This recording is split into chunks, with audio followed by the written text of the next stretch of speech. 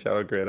I wanted to emphasize that was a shadow grid. Strict policy. I wanted to emphasize that was You guys not here? that was a strict Yeah, we hear policy. you. Strict Okay, policy. what I do you mean wanted to emphasize that was a You guys What not is here? with people quoting letting strict Messiah policy. in Yeah, we there? hear strict Okay, policy. That's the guy that said everyone's not a Muslim is like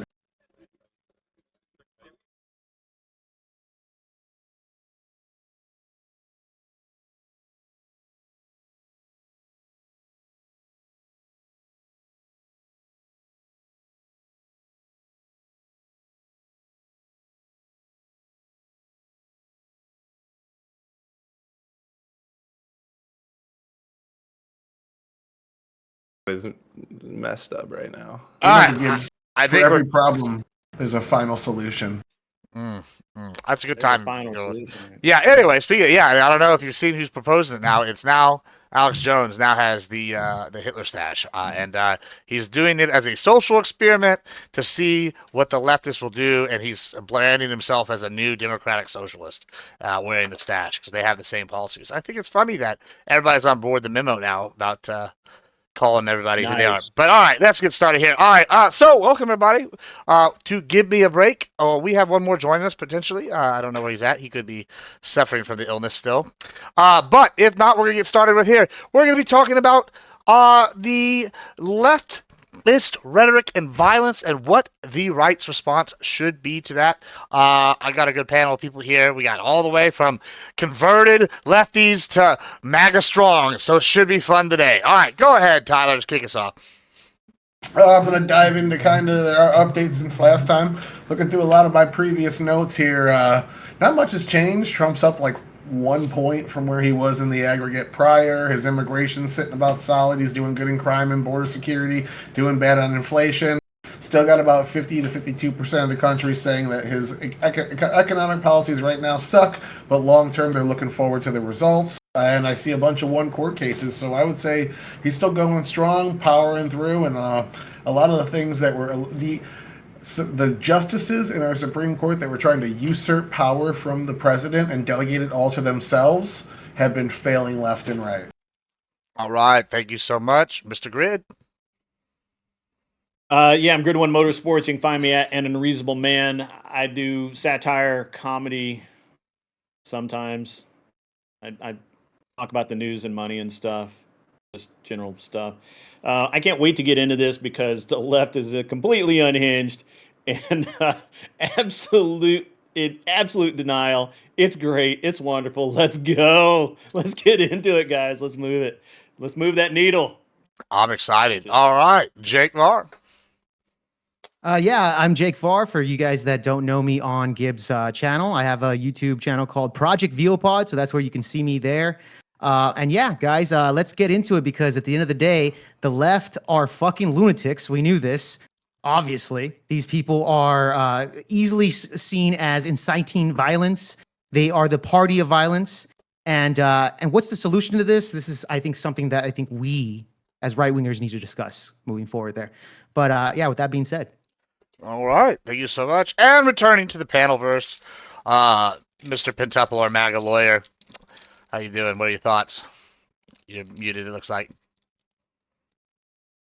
Sorry, I'm gonna have to turn off this TTS because my people don't know how to behave, and it's coming through my speakers, so it probably sounds like shit to you guys. I don't even know if we can hear it. But anyways.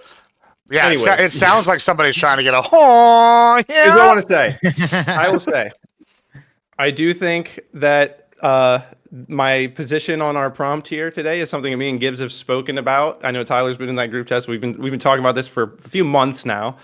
The left is insufferable and insane. They went for 4 years now preaching all pretentiously and academically about stochastic terrorism and then can't figure out why we blame them for Charlie Kirk's shooting.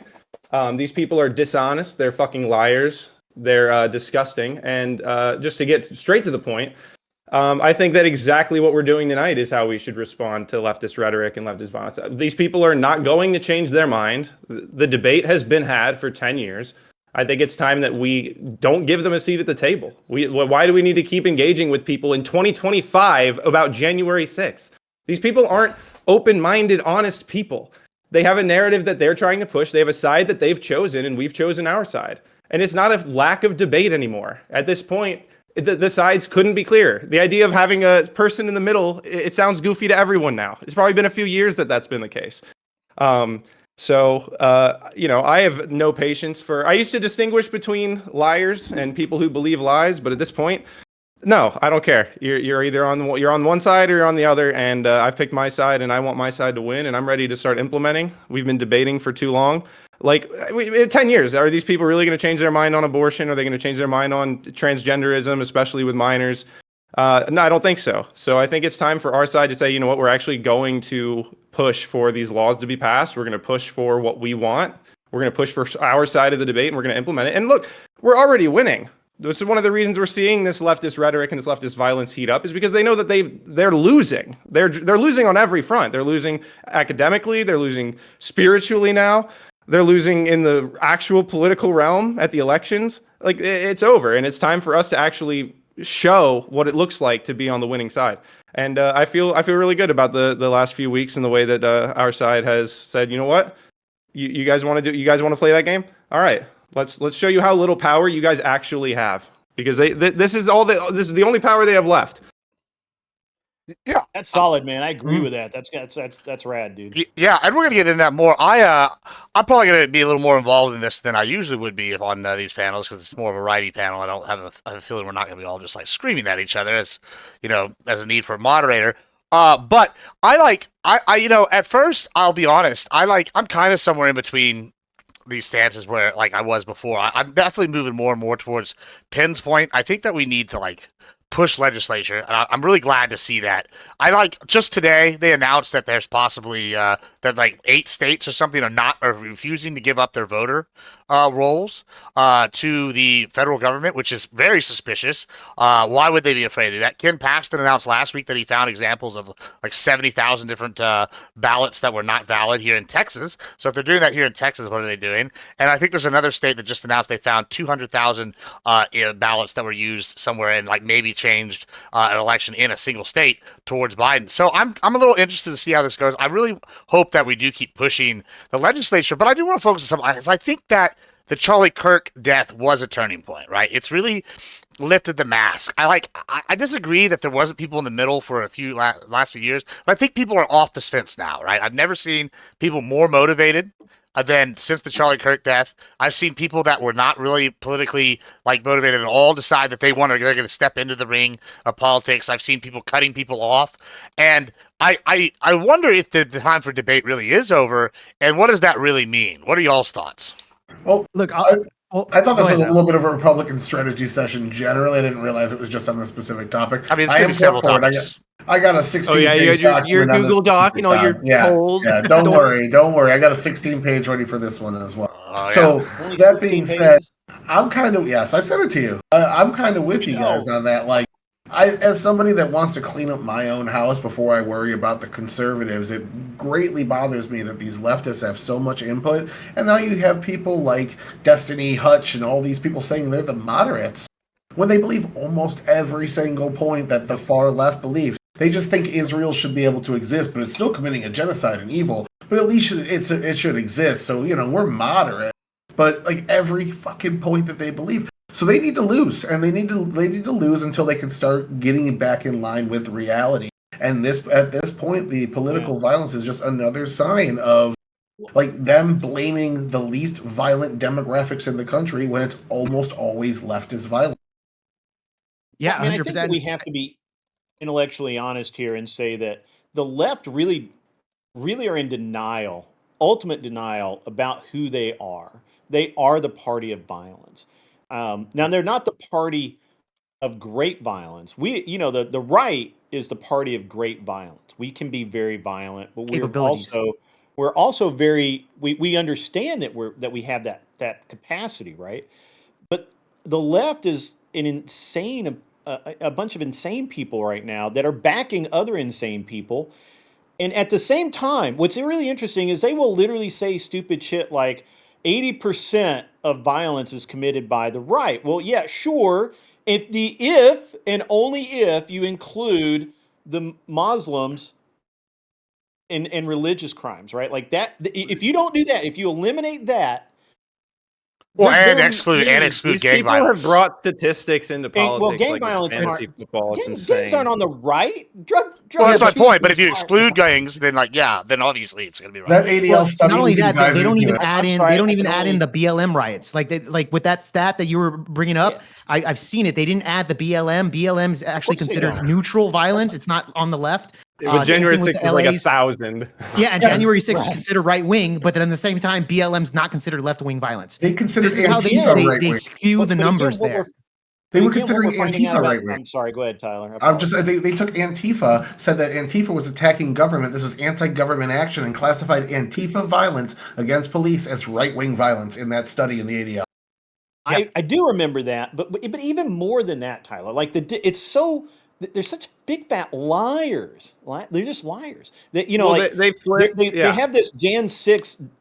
They cling to Jan 6, and yet they never want to update any of their information, right? Like right now, we know that they're one of the big things that they talk about is that the Proud Boys are the ones that broke in to the congressional building, right? That's a big talking point. And yet, it wasn't a Proud Boy; it was an undercover Fed who broke down the door and said, "Come on in, guys, let's go." What's his name? Ray Epps, I believe. Yeah, Ray. No, Ray, He didn't actually no. building. I don't think it was Ray Epps. I think Ray Epps is the guy they. Enrique Tarrio or something. Yeah, Enrique was the leader. It's one of the He guys got- that's like he was not arrested, right? It was very Oh, weird okay. that he wasn't arrested to begin with. But now he's under investigation. I think there are a total of 80 federal officers that were on site that day, as in plain clothes, undercover. They have video of one dropping a pistol on purpose so that they could say that the protesters were armed. Yeah. Like there's video of the guy literally just like walking by and just like throwing a gun on the ground. Yep. So I'm going to jump in here. And so and anytime, answer I'm Gibb's sorry, question as Pentup, well. I Oh, go just ahead. No, wanna go ahead. close out Finish. this. Please do I just want complete. to close this out. So anytime I start talking to somebody about Jan 6, and if all they're going to cite is information from 2020 and 2021, I don't even want to talk to them anymore because they're so far out of fucking date. They don't have a fucking clue. And it's not worth the effort to engage with them because they literally don't want to acknowledge any of the investigations that are coming out. I'm going to have Tim Hale, who was in prison for 3 years. Oh no shit. For He was a nothing. J6er. And he was exonerated of all crimes. And that the feds went after this guy hardcore because he was actually a contractor prior to his arrest. He worked as a contractor with the Navy to in like nuclear evaluation or something. I don't know. He was a guy who went around and checked boxes or something. I don't know. But so because he was part of the government, they went extra hard at him. They actually wired his roommate to try and get him to admit that he purposefully went in and damaged stuff. And all the video they got of him is walking around and he used the congressional bathroom to take a piss. That's it. That's all he got on. 3 years in federal Trespassing. prison, bro. Trespassing. 3 years. Yeah. Yep. And now he's completely exonerated. He didn't need the pardon. He didn't need Trump's pardon. He was completely exonerated of all crimes. And so he's part of the witness list against these feds. He's part of this case. And I'm like, dude, I'm going to do another interview with him to where we lay all of this stuff out that people that the press sweep under the rug or put back on page 22. And nobody they don't want anybody to see this shit, right? But I seriously want to bring all this stuff to light because Jan 6 is in fact used as a sign that the right is violent, and yet it was. It really was our own government Relatively peaceful. Yeah, go ahead, peaceful, right? Yeah. Relatively peaceful. All right. Riot. So as far as this assassination being a turning point, I think it is, but I also think the turning point is overdue. And I would point to the conversations that Gibbs, Tyler, and I had in our group chats for several months leading up to this assassination, where I felt strongly that bringing on these people and giving them a seat at the table has been something that's not really for the purposes of debate, right? The debate is to, at some point, make a decision based on that debate. We're not supposed to just debate these issues until we die and pass it on to the next generation. We're actually supposed to implement some decisions at some point. And I would say the left has clearly no principles. And this is more visible now than ever. They were so academic about the First Amendment. And then after Jimmy, seriously, with this whole Charlie Kirk thing and the mockery and stuff and people losing their job, ask any of these people what they think should happen to a white person who says the N-word online. Oh yeah, Yeah, yeah, right. canceled. Seriously. Canceled. Of course, canceled. Of course, you lose Well, your job. Oh, what happened to your free speech? They use these principles against us. These people are dishonest. I mean, they forget they were so academic about the First Amendment back when Twitter was banning all of us from 2017 to 2022. They were so academic about it. Oh, well, private platforms and blah blah blah, and then they just completely forget that. They preach it, like I said at the beginning. They preach about stochastic terrorism, which is this language and rhetoric and incitement that's designed to get someone crazy out there to act it out. And then when we associate their rhetoric with Charlie's assassination, they're like, oh, what are you talking about? He doesn't represent any of us. He doesn't represent anyone. These are the people that were so pretentious and academic about it for 4 fucking years. These people are liars. We don't need to give them a seat at the table. And What's remember, worse is they will pull out bullshit like, well, the guy who offed the 2 senators in Michigan. Oh yeah, Melissa Hoffman and her husband. Yeah, Hoffman and her husband. Yeah. Well, that was a right wing guy, but was he? Was he really worked a for Are we really going to argue that anyone knew who they are? It's clearly different. We did it with the Palestine guy that tried to burn down Shapiro's house. That guy was a left-winger, radical activist, big Hamas supporter, and they tried to frame him as right-winger incorrectly. But that guy, the Melissa Hoffman shooter, he was pretty. Well, hold on. Campaigns. Hold on. There is. So this is the problem with this, right? Like, okay. I said this yesterday on the panel I was on, right? And I listed all the leftist violence in the last 2 weeks. And I think that somebody here, I don't know who said it, they've gotten desperate, and that's why we're seeing more violence, right? Is we're pushing policy through. We're like lifting up these rocks. Remember how they said there was no evidence of voter fraud? Now we're lifting up the rocks. We're seeing, hey, guess what? There actually is evidence of voter fraud, right? Maybe we haven't found the widespread smoking gun yet, but we're finding, we're finding like a little bit of traces. I'm seeing a little smoke here and there, right? I heard autopin wasn't going to be a thing. I told them this. And now it's a fundamental platform of Trump's second term. He literally put the little photo of Biden up as the auto pen, right? I saw that like shit. It was this so is like going, and they're like talking about indictments for it, right? Y'all just talked about Comey getting indicted. Like there's things like there's steps he's pushing the policy. The economy seems to be doing all right. We're seeing border immigration. We're getting stuff done. Like it seems like there's a turn. But the thing with the Charlie Kirk thing is it seems it's ignited the violence. I think they've figured out that they're losing, and it feels like the game is up, right? So now they're trying to silence people. And I don't know. I need to ask our token lefty here just a second. So I really don't understand how the Hartman, Hoffman, whatever, I can never remember that name, but the shooters in Michigan, the shooter in Michigan, didn't he? Well, that's where I was going. Well, that's where I was going with. Yeah, so there is evidence, and this is the problem. I said on this panel yesterday, I was like, okay, well, let's grant all these are left wing, okay? But when we look at, y'all keep bringing up the Hartmans. Well, okay, I'll grant you he was right wing, just for the sake of argument. But if we really want to dive into it, this is a much more dubious case than any of the other ones where y'all were like, oh, he's not. Jimmy Kimmel said. Well, because this guy had a personal connection. It's clear that the shooter of Charlie Kirk does, in fact, represent everyone who celebrated and mocked that death. And if we want to say the same for Hortman's shooting, we can. The problem is that celebration and that mockery was not prevalent like it is with Charlie Kirk. I mean, the other thing is there is question about equivalent. Well, I don't know a single person that mocked that shooting that celebrated it. Nobody even knows who. Where I'm going with this, there's a level of difference in the size of these figures. If this shooter that shot Charlie Kirk, if they can say that shooter doesn't represent anyone when he clearly represents all of the people celebrating it, they can't argue then that this Hortman shooter represents anybody. Well, that's because I don't know anybody that was celebrating it. I can name people in my personal life that were celebrating Charlie Kirk's death. One last thing. Double down here because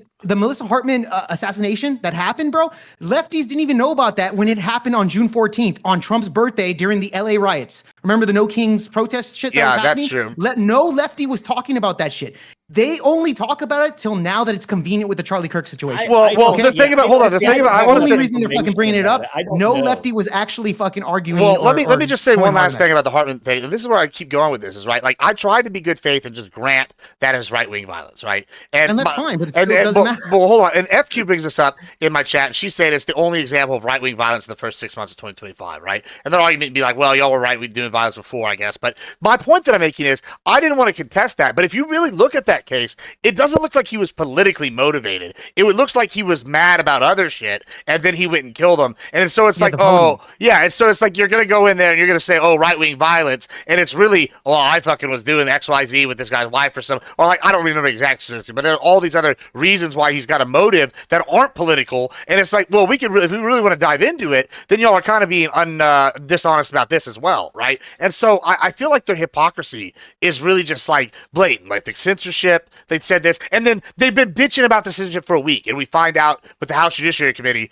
oh, well, y'all were doing this, but on a much broader scale. Like they're the political equivalent of an atheist trying to use a Bible against a Christian. And these leftists, the only reason that we keep giving them a seat at the table, but they're overrepresented online because you can't be a part of this mindless cult unless you are terminally online. There's nobody out there in their normal life that isn't terminally online that's celebrating the murder of an innocent man.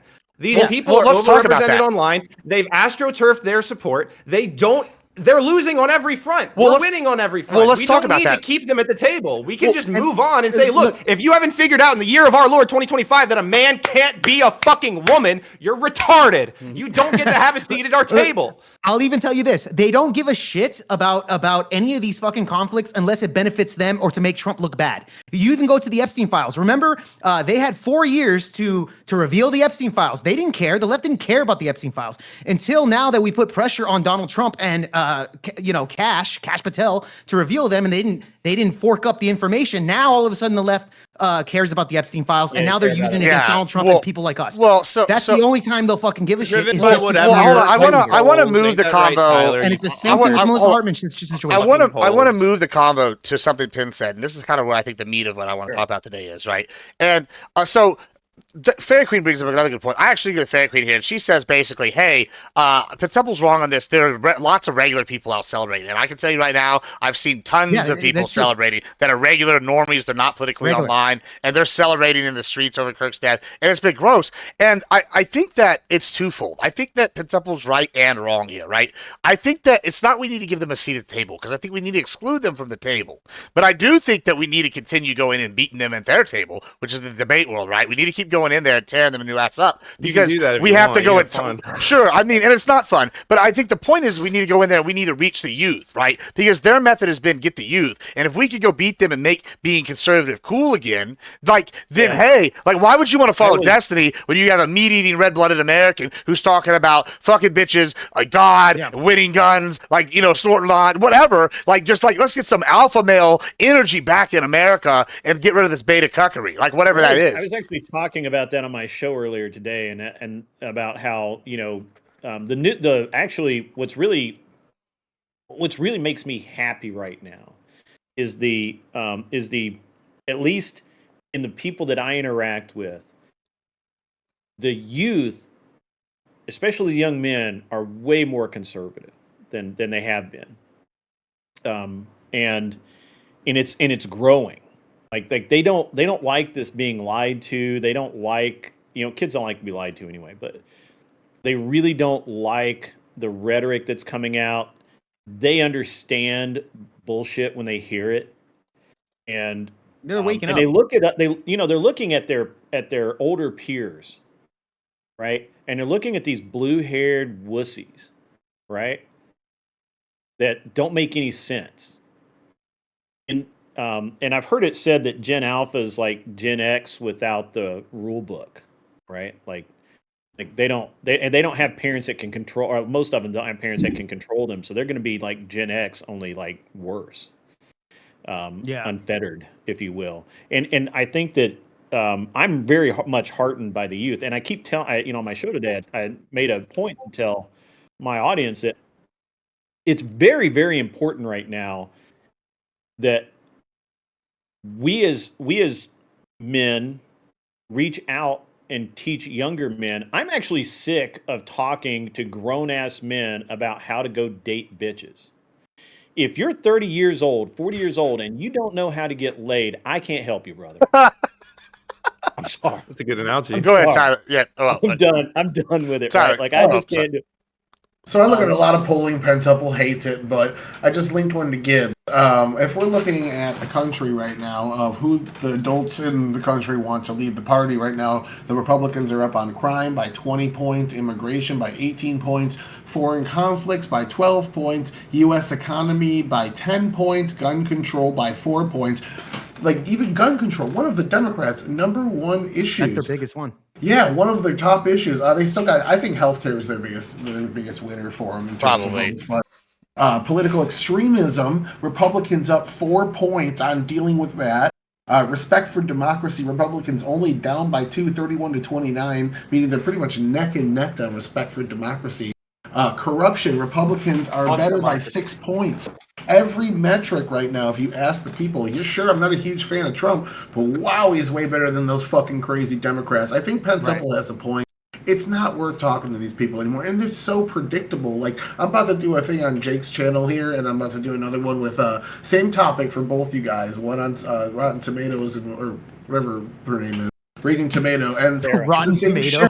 I have the same intro for both of them. Raging, it's going to be Raging Tomato. we can't listen to anything Israel says because they lied about something unrelated one time, and we can take the Hamas terrorists at face value every single time. We don't need to back up a single claim with any fact. It's always this massive double standard, and it happens in everything. Like, and people are sick of it. Where everyone notices it. I'm a moderate swing voter. I voted mostly Democrat. Even in 2024 and 2020, I still voted blue down ticket. I just voted Trump, then Trump Kemp.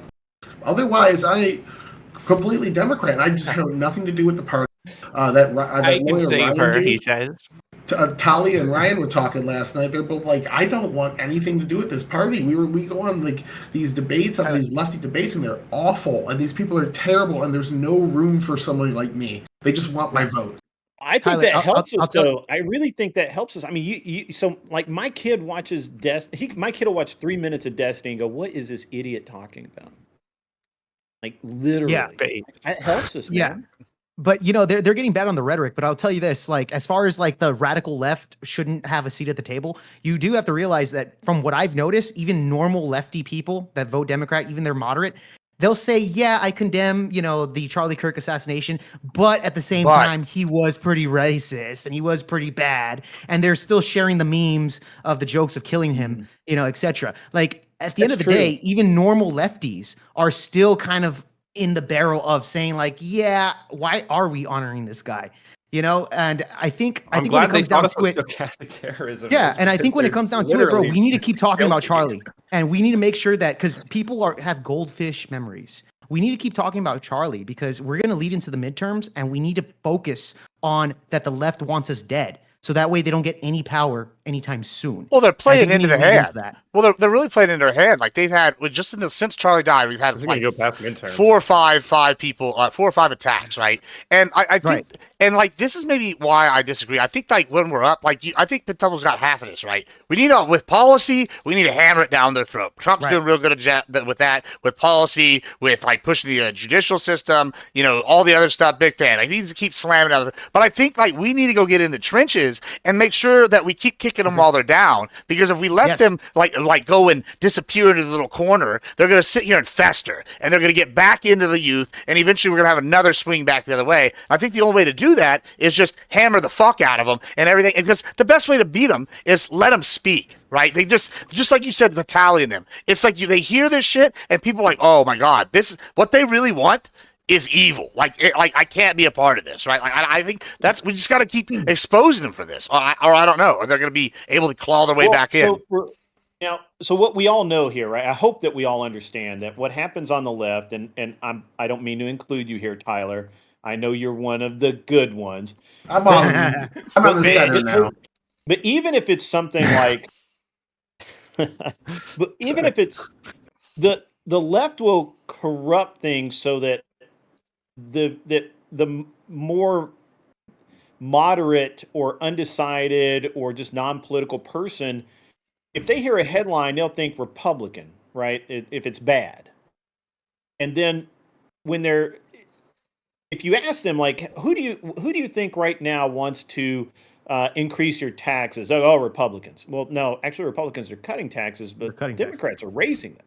No, Democrats don't want to raise my taxes. They're trying to help me, trying to give me money. No, well, where do you think the money fucking comes from, idiot? No, they only cut taxes for the rich, right? Right. That's the talking point. It's only for the rich. Right. And it's just this very interesting way that the left has always been able to kind of twist the narrative. And the problem is that the way that YouTube works, the way that we have instant information, the way that we have video, and you can tell if video's been edited or not edited, and all of this. It's hard. It's getting harder to manufacture the lie and keep to the narrative. Destiny can spurg all he wants, but people know the truth, and that's what like Rob will just let him sit there and spurg, and then he'll put up like the video, right? Like, no, this is what happened. Right? What are you talking about? And so it's just a very interesting time, and I think that's one of the reasons I really do believe that our youth are coming back to the right, because they're not stupid. They are the children of videotape, right? Like the hypocrisy couldn't be more obvious. Yeah. They were so, like I said, and I keep repeating this point. They were so academic and pretentious about freedom of speech principles when Tucker Carlson was getting fired from Fox News, when we were all getting banned from every social media platform. And then they act like they were never that way when as soon as Jimmy Kimmel gets pulled off the air for not even a week. I don't even know what the deal was there. 2 days. And it was based on an FCC guy's podcast appearance. I don't even know that FCC actually took any action there. It didn't at all. These are the same people that preach about stochastic terrorism. Look up what stochastic terrorism and tell me that that's not exactly why we associate leftist rhetoric with Charlie Kirk's shooting. They've been throwing all of this stuff at us, and then when it's true about them, they're like, I don't even know what you're talking about. These people are liars. They are not honest debaters. They are not somebody you want to be a part of your conversation. If you're at a table and you're trying to actually get something done, you can't have people like this at the table. You never will progress, which is why I disagree with Gibbs, because Gibbs, I understand the purpose of debate, but the problem is debate will always be there. There will always be a debate, but we don't have to have this version of the left end of our debate. We can have these debates with people like Tyler representing that farther left end, with libertarians becoming the new left. There will always be a spectrum. There will always be groups within any debate, but the problem is we're like, oh, well, what do the retards think? What do the 19-year-olds with no life experience think? What do the people think who haven't even read the Constitution think? There's no reason to engage with these people. And I'll tell you this, you have to realize a lot of young people right now, they don't remember how life was like during the 2016 of Donald Trump, the first election of Donald Trump. I ran into this one guy that also started a channel. He's on the left as well. He buys into the kind of the narrative that the right is violent. This is something that he told me. And I told him, I'm like, dude, don't you remember back in 2016 when Maxine Waters was saying to get into the face of MAGA supporters? I told him I was wearing a fucking MAGA hat, and I would wear a MAGA hat, and I will get attacked because of wearing a MAGA hat back in 2017. Sure. He's like, dude, I've just been barely following politics for about a year and a half. I don't know what the hell you're talking about. A lot of these young people don't remember the first administration of Donald Trump, how we were being attacked as MAGA supporters back then. It's just a blank at this point, and they're losing. And if these young people want to be a part of the debate, they can either choose the side that everyone's ignoring, which is going to be this version of the left that we're talking about, or they can engage with us, and they can engage with us honestly, like the way Tyler has. You don't have to agree with us on every economic principle, every political argument. You don't. But if you will sit there and forever declare that a man can be a woman, if you can do that for your entire life, you're never going to evolve. But we don't need to make these people evolve. The problem I have with this, right, is because, okay, I guess this is going to be the closest I get to conspiracy theory. Like, I'm not sitting here like the Jews control Hollywood, right, or something. But like, I think the left controls Hollywood. I mean, I don't think that. I mean, I wish. Hey, listen, my Jewish overlords, if you're listening, give me some money. I need it. But like, my point is though, I see the left controls Hollywood. I see they control like the social media, like to an extent. I see like we are starting to get like our own like areas of like empower, and these companies are backing down and reinstating people, and like I see a lot of that, right? However, they still control a significant portion, right? Like for example, I'll use Modi as an example. He don't know any of us, and when he saw me debating Hutch the other day, He's a Euro. yeah, well, sure, but this is fine. He's a young generation. He hangs out with a lot of Americans. He goes, "Oh, is that Hutch?" I go, "Yeah." He goes, "Hutch does politics now?" I go, "Yeah." He goes, "I remember him from I don't remember what fucking gaming thing, Watch Mojo." Call of Duty. Yeah, and so I'm like, okay, and then I'll go in there and I'll talk, and he'll like, "Oh, the only right-leaning guy I know from that generation is like Snipe Down." Right? And I'm like, oh, well, Snipe Down's not involved politically at all, right? And so what's crazy is we're seeing like, well, now he's starting, but like we're seeing like this, they have this kind of like hold on the youth. And I think that it's important that we go in there and we expose this blatant hypocrisy like to them in these debate circles. And that's what it's for, while not letting them have a seat at the table for the policy. I think that's important that we keep that at some going. point. At what point are you on giving? At what point are you their life support, Gibbs? Because at some point not we at the do point need we're to at now. evolve past this version of the left, and at some point you can let the new left, which would be, in my opinion, just like the libertarian side of our movement, represent that. Like, Well, there's always I going think to be before we debates. get there, Spectrum, people can be honest. When I talk to right wingers, I'll often like I can't tell you what any given right winger thinks about gay marriage. I can't. But I can tell you what every single left winger thinks about gay marriage. Well, At some point, these people are not part of any debate. They are trying to strong arm what they want, and we need to show them that we're going to strong arm what we want. I'm going to give it the we're grid. winning. I'm going to give it the grid, but I want to say one thing before I give it the grid. I did this on a panel like last week on purpose. So what I've been doing is I've written down all the different things I've been called by the lefties, right? And if y'all know who Dr. Joseph Goebbels is, he was the third or fourth strongest person in the Third Reich. He's the minister of propaganda. He's probably the guy who invented modern propaganda. Genius but evil, right? And he says the best way to like get rid of your enemies is label them at the time. This is in the 30s, right? Is label them communists and fascists, right? And so whatever. So he pitches the capitalists and the bourgeois or whatever as this. And so I think all they've done today is take that playbook and just add Nazi, which is crazy because they're actually representing a lot of these values. And I've started calling them their own names, and suddenly they realize the danger they're in when they're getting called the names that they've been calling us. Like, you call them Big Papa Goebbels, and suddenly they're afraid for their life. Like, I can't believe you'd call me Nazi. You're putting me in danger. And it's like, oh well, but you've called me a Nazi. I've been called Nazi like 10 times and all these failed. But we're gonna go to Grid, then go to Tyler. Go ahead. Grid.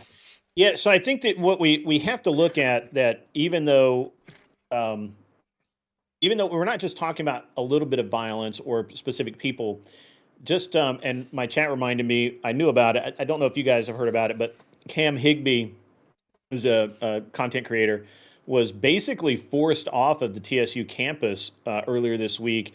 And according, and I have not seen this, but according to my person in chat, it says he had to leave campus because the students became more violent and started getting physical with the group.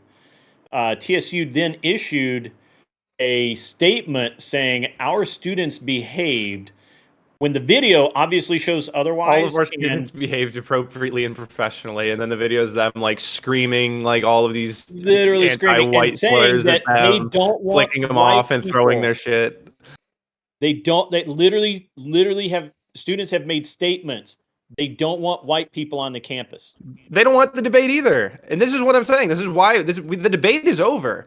Nobody's still sitting there. Oh man, I just can't figure out about this whole transgender thing. We've decided we don't want children being mutilated. We need to actually act on that. I can't tell my kids, oh yeah, we've been debating this since I don't want to do this for 20 more years. At some point, it's like, okay, we've had the debate and we've won. We are the ones in power. And there's a reason we're in power. And we're not going to waste it. This has been like the eternal curse of the two parties flipping back and forth for the last time. And you know what? Those historical trends are over. This was a turning point. And that turning point was overdue. We've been winning. And we need to start acting like we're winning. We don't need to be like, oh, well, it's just our turn to be ahead. No. We're going to fucking win this thing. And then it's going to end. And then we're going to have new debates. We're going to have new issues to debate. We don't need to keep letting in illegals forever. We've had the debate. You lost the debate. That's why Trump is in office. If anything they believed was true, he wouldn't have won. The only reason he's there is because everyone knows they're fucking lying. And if they're not lying, they believe liars. I don't distinguish between the two anymore. It's over for them. And that's why they're doing this. That's why they're acting out. And the only thing we can honestly do is actually make progress. And guess what? They don't play a role in those future debates. Because if you couldn't figure out that January 6th wasn't an insurrection, if you can't realize what Trump is capable of if he had tweeted something inciting, like, these people are not serious. They don't deserve a role at the table. They've lost. This is what losing feels like. Elections have consequences, however you want to put it. I have no patience for them anymore. I'm going to go to Tyler here, but I do want to say one thing real with the transgender thing. I actually think that there's actually a group that's a group that could switch to the right. And this is, I'm going to tell you why. I know a lot of trans liberals, right, that are like very moderate, like central left, or they're like capitalist, and they really only vote because the right is so diehard against the trans. And most of them are like, well, all I want, and this is like, maybe it's the Texas mentality, is I want to be able to spend the money, look as hot as I can as the other sex or whatever they like to believe, right? And I want to be left the fuck alone.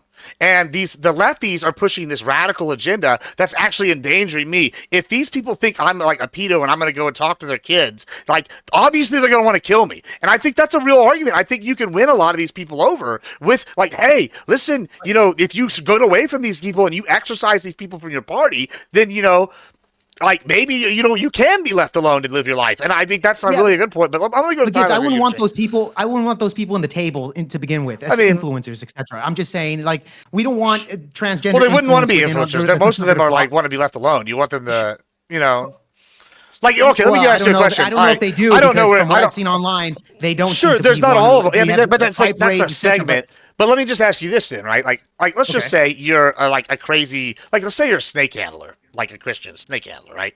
And you want like a Pentecostal, okay? And so you have an extreme religious Christian belief, right? And you on your ranch, you want to like handle snakes and you want to do whatever you want to do, like, and whatever. But like, hey, the rest of the nation's not cool. Should you be allowed to like do that in the comfort of your own home? Like, I would say yes, right? I would say yes, but at the same time, I wouldn't want these people to have an influence on our youth. I think that's the problem there. I mean, there's people like Blair White that have entered or infiltrated the conservative movement, I think, is a net negative. We don't need to cater to transgenders. Well, what about Milo? Portion of the United States that I don't even think is even worth addressing. To be honest. Okay. Well, what about Milo then? I mean, I think he's just he's just as nefarious. Yeah, he used to be a mag, but at the end of the day, at least he's trying his best to kind of like make up for all of his homosexual promotions from back in the day. But nevertheless, yeah, Milo, I would say back in the day, I wouldn't want him to be influencing the right. It's still a glorification. Even Dave Rubin, who adopted him and his gay lover adopted a kid. I think that's something we should be against. I don't think homosexuals should adopt children. There's nothing wrong with being gay. Pentuple watches baseball. That's true. So that's the gayest thing you can do is watch baseball. That is pretty gay. That's the gayest thing you can do. Okay. That is pretty gay. I will agree. I'm going to make a couple of points here on this. And first, well, hold on. Let Tyler go. Figure it if you don't mind. I'm sorry, Tyler. Before you unload, let me get all these things out that I got written. He's been waiting. I keep cutting him off. So go ahead. Five polls. Yeah, I cut him off last. Polite. I'm a polite left winger. You don't see that very often. But to Pence's point, I kind of agree with him. We don't need to do these debates. We don't need to keep rewarding dishonest people with a seat. There's a time for the debate, and it's 6 months before a fucking major election. And then cut them the fuck off for a year and a half and don't talk to them. Let them stew in their anger by themselves and pat each other on the back on Blue Sky. And let's just move on with their fucking lives and watch all these lawsuits come in with giant W's on them. Like, I don't know. I've watched. It only matters what the winning side has to say. We are the ones that are winning. We are the ones that are interesting to listen to. We're the ones that actually have a position that matters. These people aren't changing. These people are going to die thinking that a man can become a woman, thinking that we should abort children out of convenience. I'm going to get there. Destiny debates Trent Horn on fucking pregnancy and abortion. Gets completely blown the fuck out of the water. Anymore. I'm saying Destiny gets completely blown out of the water on abortion on the whatever podcast, goes back to his stream, spends the next 2 days completely rewriting the debate, making shit up, lying about Trent Horn, smearing him as a person. Wick goes on Tim Pool. Lactoid completely blows him out. He embarrasses himself. He was red in the face, yelling. He couldn't pronounce fucking places he was talking about properly. Embarrassed himself. It was just appalling behavior. And then the next day he goes on a stream, invites on a couple friends who were also kind of, one of them was a paid propagandist. And they stroked each other's cocks. And not only that, he insulted his friend Lactoid over and over, called him an idiot, called him stupid, called him dishonest. And like, this dude's like, what the fuck, we're buddies. And he was willing to throw his buddy under the bus and stomp on his fucking head just because he lost a fucking debate and embarrassed himself. I don't know. Like to Gibb's point too. Like even if we talk about black crime, we're getting people killed. Karen's calling the police on black men, getting people killed. Wanting police is getting people killed. What and even mentioning gender is the same thing as sex is getting people killed. You can't even say radical Islam because it's getting people killed by those racist white people that live in the United States. And at the end of the day, right wingers are all fascists, and that's not hurting anybody at all. And if we say it is, then you're suppressing my free speech. It's so fucking disingenuous. And lastly, since Hutch was brought up, I just want to say that scumbag weasel rat bet me 2 times $100. One time on the election in 2024, and the other time on Ukraine and Russia. That scumbag weasel rat was wrong, and instead of paying me the $200 he owed me, he blocked me because he doesn't make enough money off of his shitty political stream, which is why he's sweeping and sucking destiny cock to pay his bills. Pay your fucking debts, you scumbag snake weasel rat. Well, that's wonderful. This channel does not condone the views of everybody here, but do pay. Listen, be a Lannister. Pay your debts. All right, go ahead, Grid. Yeah. So I kind of, we kind of cooled off on that on the trans, gay, whatever issue, but I just want to. There's a few points I think that are really relevant to the way the right should be viewing it and how we should, how we ought to handle this. Number one, if you are a person that dresses up as a different sex and you want everyone to buy into that, you're insane. That's the definition of insanity. You're insane, right? It's a mental condition. I feel bad for you. I don't want to support you in your delusion. I want you to get professional help. I need you to come back to reality and live here with the rest of us. All right. As best you can. I got a game we're about to play. We're going to do a game here in a second. So you finish your speech. Just a second. No, you're going to finish your speech, and then we're going to do a game. I'm going to tell you what the game is. Y'all ponder this. It's going to be you tell me which person's trans. Okay? That's the game. And I'm going to show you 2 people. Oh, yeah? You think so? Okay. Easy. Hold on. Easy. Okay. I'm not done yet. Go ahead. We can get to the game in a minute. We can get to the game. Do we get to hear him speak? No. As far as wouldn't matter. You can always tell when they speak. As far as honestly, I don't care what they look like, Gibbs. They can fool anybody, and if they are able to fool you, being good at cosplay is awesome. Yeah, being good at cosplay is awesome, but asking me to deliberately buy into a delusion when I can obviously tell you that you were something you're not is insanity. If Grid One also living is something you're not is insanity. And I really like that guy. The other night, somebody sent me a clip of this guy Jeffree Star, who was making a statement about what's his name? Definitely a man. Well, he knows he's a man. Yeah, definitely, dude. He knows he's a man. Some of this clip of this Jeffree Star guy talking about Charlie Kirk. Yeah, level easy. He was hammering the trans people about how if they were like happy about it, they were just I mean, he went off on them. He knows that he's a dude. He just likes wearing dresses. You know what? He's crazy. He's insane, but whatever. It's fine. But at least he knows he's a dude. And he's not asking me to call him a woman, right? Like, he's a dude. Yeah. He's not getting offended because I say dude. Yeah. Literally been on panels where, like, I've been corrected for calling a dude when the dude was obviously not a dude. I mean, you're a dude. Yeah, you're a dude. You got junk swinging down there, bro. We really have to do a Halloween costume contest. Not trans girls. They don't like dude. I've heard the argument from the right wing that say that we should embrace people like Jeffree Star because they tell the truth, even though they're like. I'm not saying embrace them. I just think it's funny. No, we're just going to stop pretending like all of these issues are 50-50 when the elections are 50-50. That doesn't mean that we're 50-50 on all of these issues, which in reality we are winning on. We are winning 80-20 on a lot of these issues. Yeah, but I'm saying amongst the right wing, even with Charlie Kirk, I'll admit Charlie Kirk actually does have, like, he did have, at least in 2019, a pro-gay agenda. At the time, Trump was promoted as like the most gay pro-president, ever. Like, that's how they were promoting it. But I'm saying here is that we shouldn't need homosexuals to tell people that homosexuality is like based. or that you could still be a conservative with those values. No, I don't. Yeah, I disagree that homosexuality is based. I don't think that that's a thing. I Yeah, think but that's that, why like people like Jeffree Star I'm could be kind like, of oh with yeah, he's Andrew cool on this and he's one. in reality, but he's not. He's not in reality. He's a gay guy that Was the dresses like closet a that woman. bad? What's in there? Monsters. But he Inc. doesn't. But he's not trying to tell you that he's a girl. And I guess that was my point there. But Yeah, no, I certainly he's understand not- that. Yeah, he's not. I He's understand not that, and mentally- you can make the same argument look, with Blair I don't- White, and Blair White is still somebody that I wouldn't welcome into I the don't. conservative Yeah, I don't movement. know. I don't know who that is. But I kind of have the Blair White's same the most viewpoint. base tranny of all time. I If there's kinda anyone have that we the- accept, it's Blair. No, fuck that. That's kinda the have MAGA a- HQ take. We If should kick there's that one guy out of tranny the allowed in conservative MAGA movement as well. HQ, I kind of it's have the Blair same White, point as baby. Andrew on the gay issue, right? Like, if that's your thing, have at it. It's a definite, it's a sin. You get to talk to God when you get there. Make your amends there, but don't. But like most sexuality, I don't want to see it, right? Like I don't even think that. I don't think that Degenerately public over displays sexual of affection straights. is- Like that shit's annoying me. What's You're that? just, Yeah, you're just for like even being straight and just overly degenerate sexual is like that's not what Right? we're Yeah. about. Yeah. Right. Yeah. Exactly. Like. But what And gays are degenerate, bro. I've lived with gays. time. I've lived with gays, bro. I know one that So would have I. drive 4 hours every weekend to go get railed by a new guy every weekend. And he had to take anti-AIDS All right. medication because that's how much he was. Oh god, I'm telling okay. you, That- they're the gay guy openly that I was degenerate. with All wasn't right, on all the- right, all right, all right, all right, all right. I'm just saying. Okay, Where did we go? guys, in the group chat, nobody pull this up on screen, but I've seen a photo of 3 Right there. people in the group chat. Holy- Nobody pull it up on screen. You tell me which one of those is the trans individial.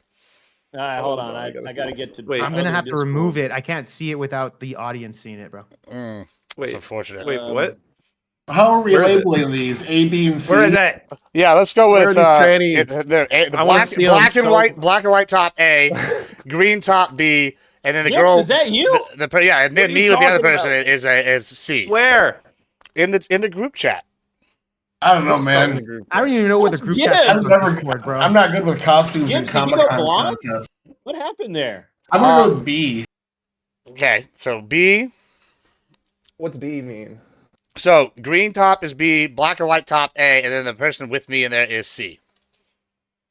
Because there was some work done there with B, you can tell. So There's maybe work that been was done gonna- on all of them. What are you talking Yeah, about? but Yeah, I so know. you tell me what Please you tell me which one. stop. Nobody looks good with lip filler. Nobody. It looks so retarded. Hey, listen, just I don't know why they do this. It's I- so ugly. All right, It's like- just pick literally, which I'm like, one, you A, look- B, or C. Who you got? Who's the one? You look injured.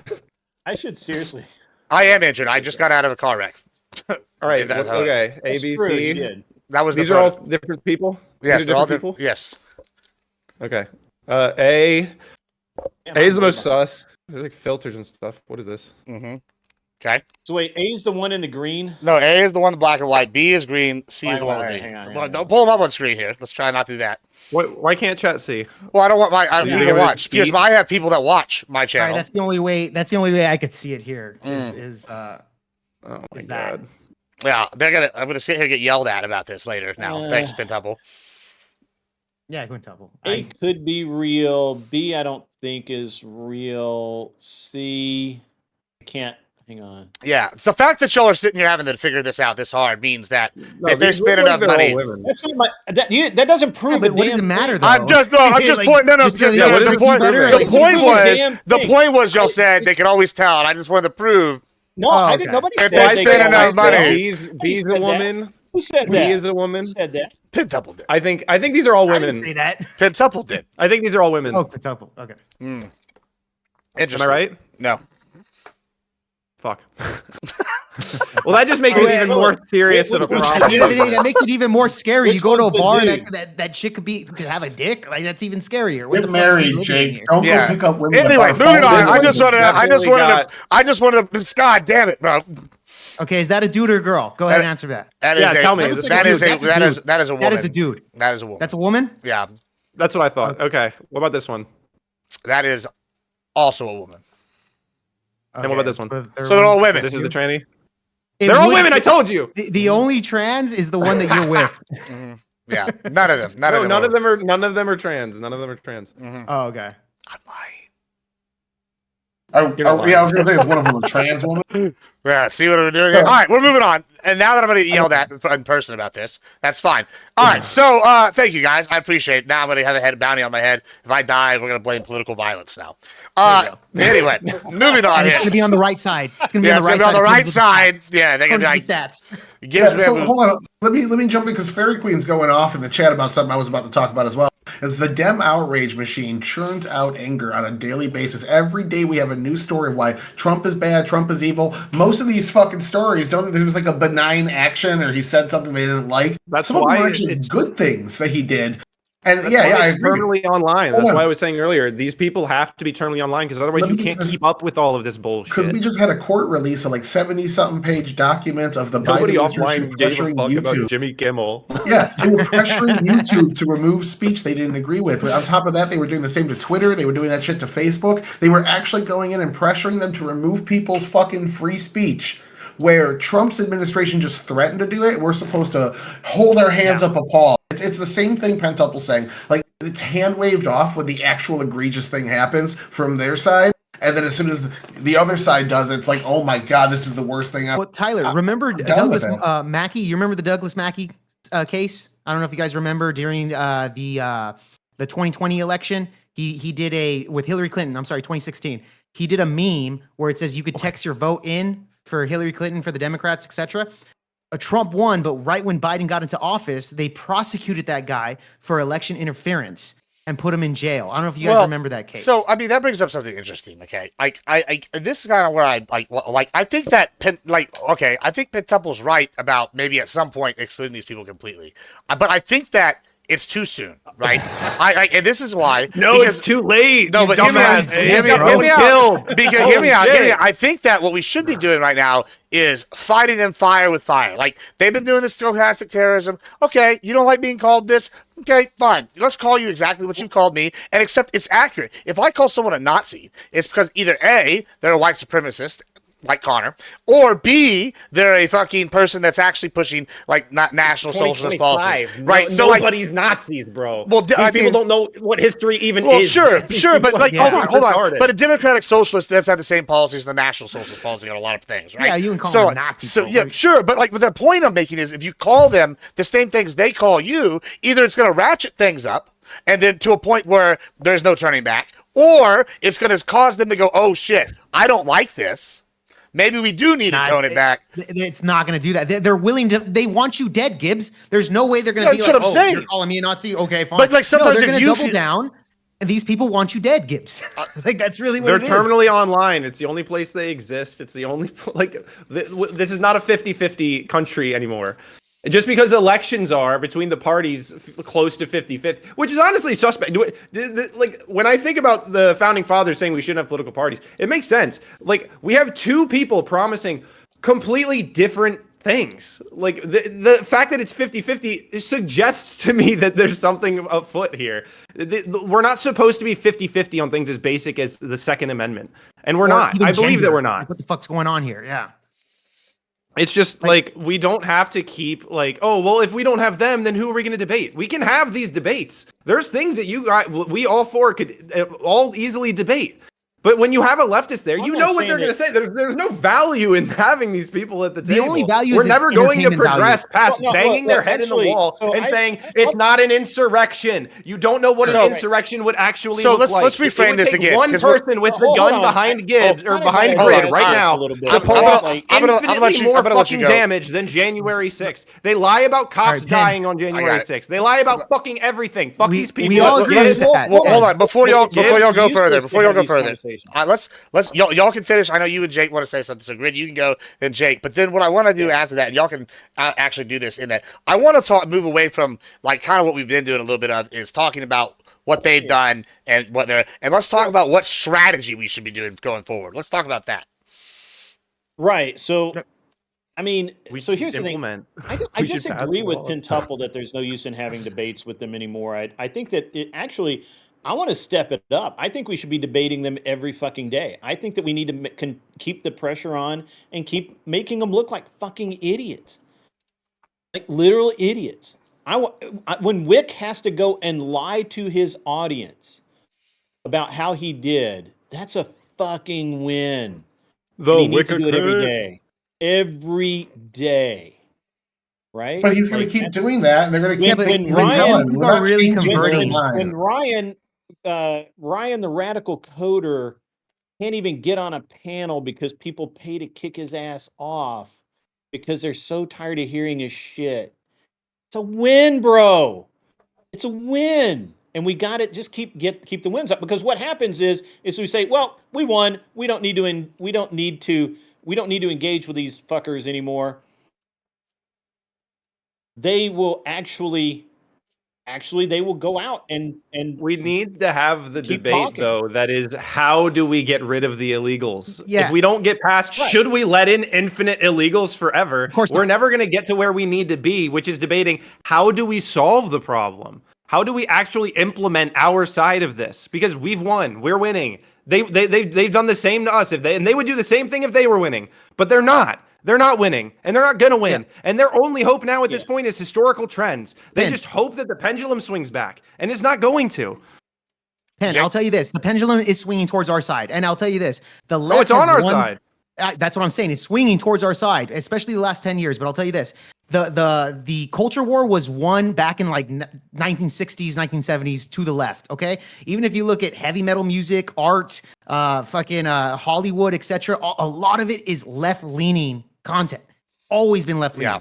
Now all of a sudden, because they swung too far left, and now all of a sudden men can be women, and they want to chop off the genitals of children. Now it's swinging back towards our side. I think we need to push more propaganda to get more young people, especially Gen Z, into those arts, into the liberal arts, and push more of the agenda of like nuclear families. That's what we need to infiltrate. That's why I got into liberal arts. Is 'cause of media. that. Is We need to, media. like, We need to infiltrate. infiltrate the media. Yes, and Yeah. we need to do that through the youth. Like, we can't do it right now. We're all in our 30s. You know, well, the and only 40s. conservatives If we're that have assuming done that, what though. you want is Whoa, whoa, to whoa. provide more of this media. We can't let them be our collaborators. Well, I I think agree. I think that But schools We are weren't their more- collaborators. Well, I think the colleges is maybe the first step, because we And already that's have a big one. We already This have is why the private. whole Charlie when I Gibb- listened to Obama, he was talking about deporting illegals. I don't Well, know that, well, like, hold on. that all of this leftist bullshit that no, we're that's talking not about what we're right now talking about. existed even 20 years No, ago. yeah, it did. Obama It did. was It did. anti-illegals. Well, I don't know, There's Penn. Like, clips of them. I went to Texas A&M, and Texas A&M is one of the most conservative colleges in the nation. In fact, they just fired their president because one of the professors said some liberal bullshit, and it was kind of outrageous. And the Good, we video should went do wild, that. and they fired the president. The president had to step down, and he fired the person the day after it came out. Right? He wasn't dicking around. Like, well, the fact that this was even allowed to happen at A&M, whatever, and even at A&M, it was very center left. However, there was one group of conservatives trying to get into the liberal arts, and it's one group I don't want. You know what group it was? The libertarians, specifically the ANCAPs, right? And so, you go into one professor, and they're a center lefty, Where is our or a moderate, ANCAP? and then I don't know where he's at. And then it's, and I wish he was here for this. Then it's like the extreme ANCAPistan, and I'm like, listen, I know that I sound like I agree with you, but that's just because I'm a Texas nationalist, right? I don't actually agree with you, right? Like, it's guns, God, and freedom, bro. Well, you got whatever you got going on, and I think that we need to get these conservatives back in, because what a lot of us have done is, and not me, I'm not saying this about me because I did the liberal arts thing, but a lot of them have gone into trade schools, which is good. A lot of them have gone into business degrees, which the business at Mays Business School, extremely at A&M, is extremely right wing, right? And they go and they give back and they give donors to these schools, but then they're not involved in the education, right? And we need to get these people to come back into academia. So maybe we need to raise pay on some of these guys. I don't know what the answer is, but I think we got to get back into academia. Gibbs, there's a reason why they went after Charlie Kirk. Charlie Kirk was infiltrating academia. That's why, yeah, Charlie I Kirk agree. was the one. He was infiltrating that shit. He was a big threat to that because a lot of the young kids are liberal. All the professors are liberal. This is why Charlie Kirk was so effective in academia. And I think we need to infiltrate that as well. We need to infiltrate the academia and the liberal arts. We need to take back the liberal hold arts on. as well. We gotta talk It about won a little 50 years beyond ago. that. We need to take it back. What's Right. wrong with I academia? agree with all of that. However, let's take a look at something else here, right? So when people talk, especially people in the middle, start talking about the right, now you're hearing that, well, the right is getting upset because Marvel changed the color of a hero's skin, or That's made leftist propaganda. a Yes. man, a woman, or whatever, and they make it seem like that the right is being petty about this. They downplay it, and then when we come back with, Well, why is it story important sucks. to change that character? Yeah. Why are you doing it in the first place? Like us asking the question why is not the whining and crying. It's the why are you, it's a legit question. Why are you doing this? You telling us that we're whining and crying is literally you whining and crying. And those Right. are the debates that have to continue to be won. We have to go out and just, because that's how the left is able to give The these youth. The youth. they give these youth and give these middle of the roaders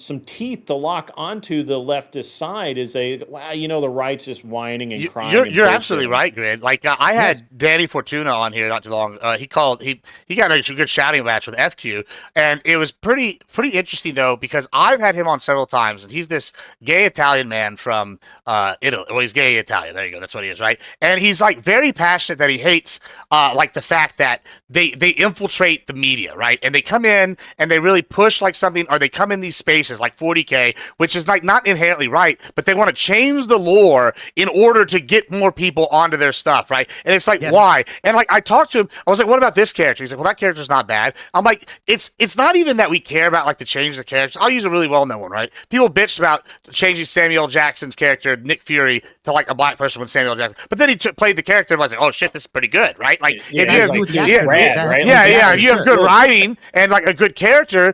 Yes. Nobody gives a shit. But if you go and change something fundamental, like I don't know, like changing Magneto to a black person when his story is that he's a Jew that was like survived the Holocaust and got it, like that's fundamental to that story, right? You can't like that's a big part, but they don't care because they want to, and for lack of a better term, whitewash history to their version so that they can just push this narrative. But let's go, Tyler. You were waiting there.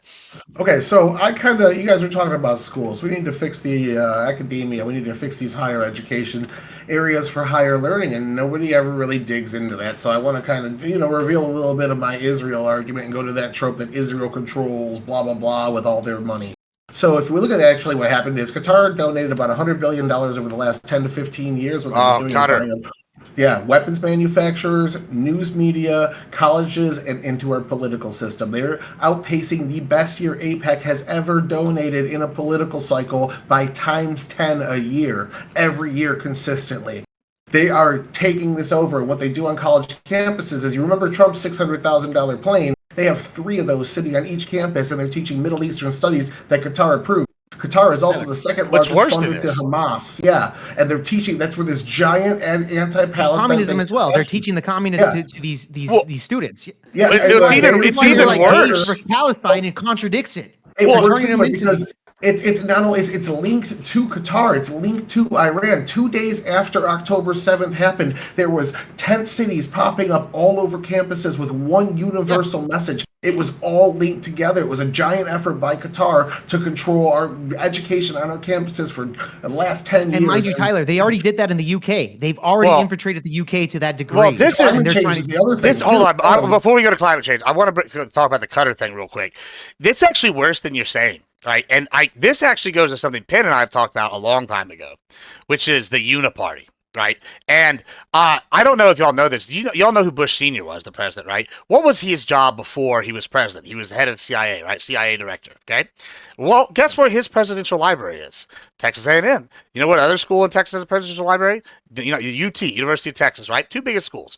Both of those schools have direct partnerships with Qatar, where they have satellite schools where they send their kids for advanced programs for 6 weeks, so you can go over there and get stuff, specifically in the liberal arts and anything attached to the Corps Cadets, which is the military and which is liberal arts, etc. Right? So you have political and military training that you go and you get like education stuff over there for 6 weeks or some of this exchange. Then here's another cool thing. Guess who another A&M president was? Oh, Robert Gates. What was he? He was the head of the CIA. So it's almost like you have a CIA-funded academic program that's sitting here getting in bed with Qatar, and then they're coming over here like doing all the things you're saying. It really starts looking real sus. I don't know. I mean, Tyler, go on with your second point here, but I wanted to mention that because that's kind of interesting. There's my conspiracy theory of the day. The second point is I use this a lot when Tim Pool got found out that some Russian channel, Tenant Media, that was like people from RT were renting, like they were leasing one of his shows to rerun on their network to get viewers.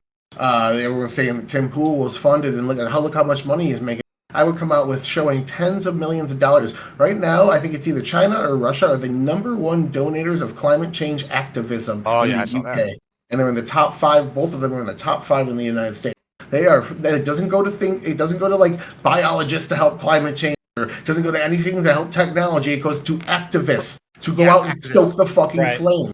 Yep. And like whenever you bring this up to somebody about, they talk about Russian propaganda. I love bringing this up to Dylan Burns. Talks about Russian propaganda and blah blah blah. The right wing, even though that's been pretty much completely disproven as a Democrat lie at this point. When we talk about things like tenant media, though, I mean, you have to really understand that there was never any strings tied to any of that, according to anybody who was part of it. The whole reason that they went after it was they were winning a ground fight on campuses, college campuses especially, with people like Lauren Chen going out there and talking to people, Tim Pool, all of these people, and they needed that. They needed to slow down the conservative YouTube, let me ask you alternative something. media, whatever you want to call it. Let me ask you Rhetoric. something. Because media, by the way, was in Nashville. It wasn't far from me. Well, let me ask you something, because I find this interesting, because on the right, we're definitely like much less organized when it comes to our social media. We're much more grassroots, right? So on the left, right, like, okay, I'm anti-Russia. I don't like Russia. I'm not a friend of Russia. I think they're evil. I think that if they're not, they're an adversarial power. Long live the American Empire. I think China's the same way. Iran. There's perennial powers. Europe's basically our bitch right now. So whatever. But when I'm sitting here, I go, okay, I don't like Russia, and I don't give a shit that if Russia spent money over here and someone that's a Republican may or may not have got paid through a company, right? I don't care. They probably already believe those talking points anyway. Just like I don't give a shit if the left is over here paying, Wick and Prime and 50 other streamers whatever. But hold on, let me just because this is my question here, right? So I'm sitting here going, well, what do we do on the right? Do we go after them for this? We don't. Or do we form our own groups? Because I know I agree when we see NGOs are doing this, right. That's a problem. But when it's private companies, do we make our own and start making our own media groups? Or do we? Yeah, I mean, or do we stay grassroots? So let me answer we that. We should take their playbook and use it against them. I will answer that because I put a lot of time and effort into thinking about this. So first of all, I don't care that a couple of Russians who were doing business here were wanting to support some channels. I don't care, right? As long as there were no strings attached and they weren't asking for specific messages to be played or anything like that. It was just, hey, we want to support your show. And maybe they were making money off of it, rebroadcasting it overseas and putting it into a different language. Who knows? I don't give a fuck. I don't care anything about that. And the fact that the feds dropped it like a rock shows that there was nothing there to start with. But what bothers me, and I think that's a huge difference between what Tenet Media did and what Progressive Victory, which is now something else, which is going to be something else, down the road, which is literally U.S. government funded, right? Those are our tax dollars mixed with legit donations that are provided to content creators with strings attached that say you have to support this candidate, you have to talk, you cannot talk about this, you need to talk about that. There's strings attached to that. There's a narrative that has to be said. And you got people like Connor, who's a part of that, who denies that he's part of it, who says, yeah, I took the money, but I didn't, they was never required to say anything. And yet obviously he was. I mean, whatever. I have a real problem with that because, that is kind of, it's shady, right? It is. Well, yeah. That's the thing of difference. If I was sponsored, I'd put Papa thing and I'd be yelling every day. Yeah. Hey, so-and-so's paying Papa for this opinion. And this is where I'm going with this, right? But I've said for the last year, I'm sure Jake will back me up on this. He's been around when I've said it. My goal with my channel to start out with prior to the election was in the midterms, I want to get paid by a Republican PAC. Yes, that is true. I would rather my chat never have to send me another super chat. Well, that's a good question. Why did y'all start streaming here? Because I started, I moved to politics. I already had a thing. I probably could go back to Halo after my band was up, right? But my thing was, oh, I'm going to move to start doing politics because one, I know I can public speak, I can debate, right?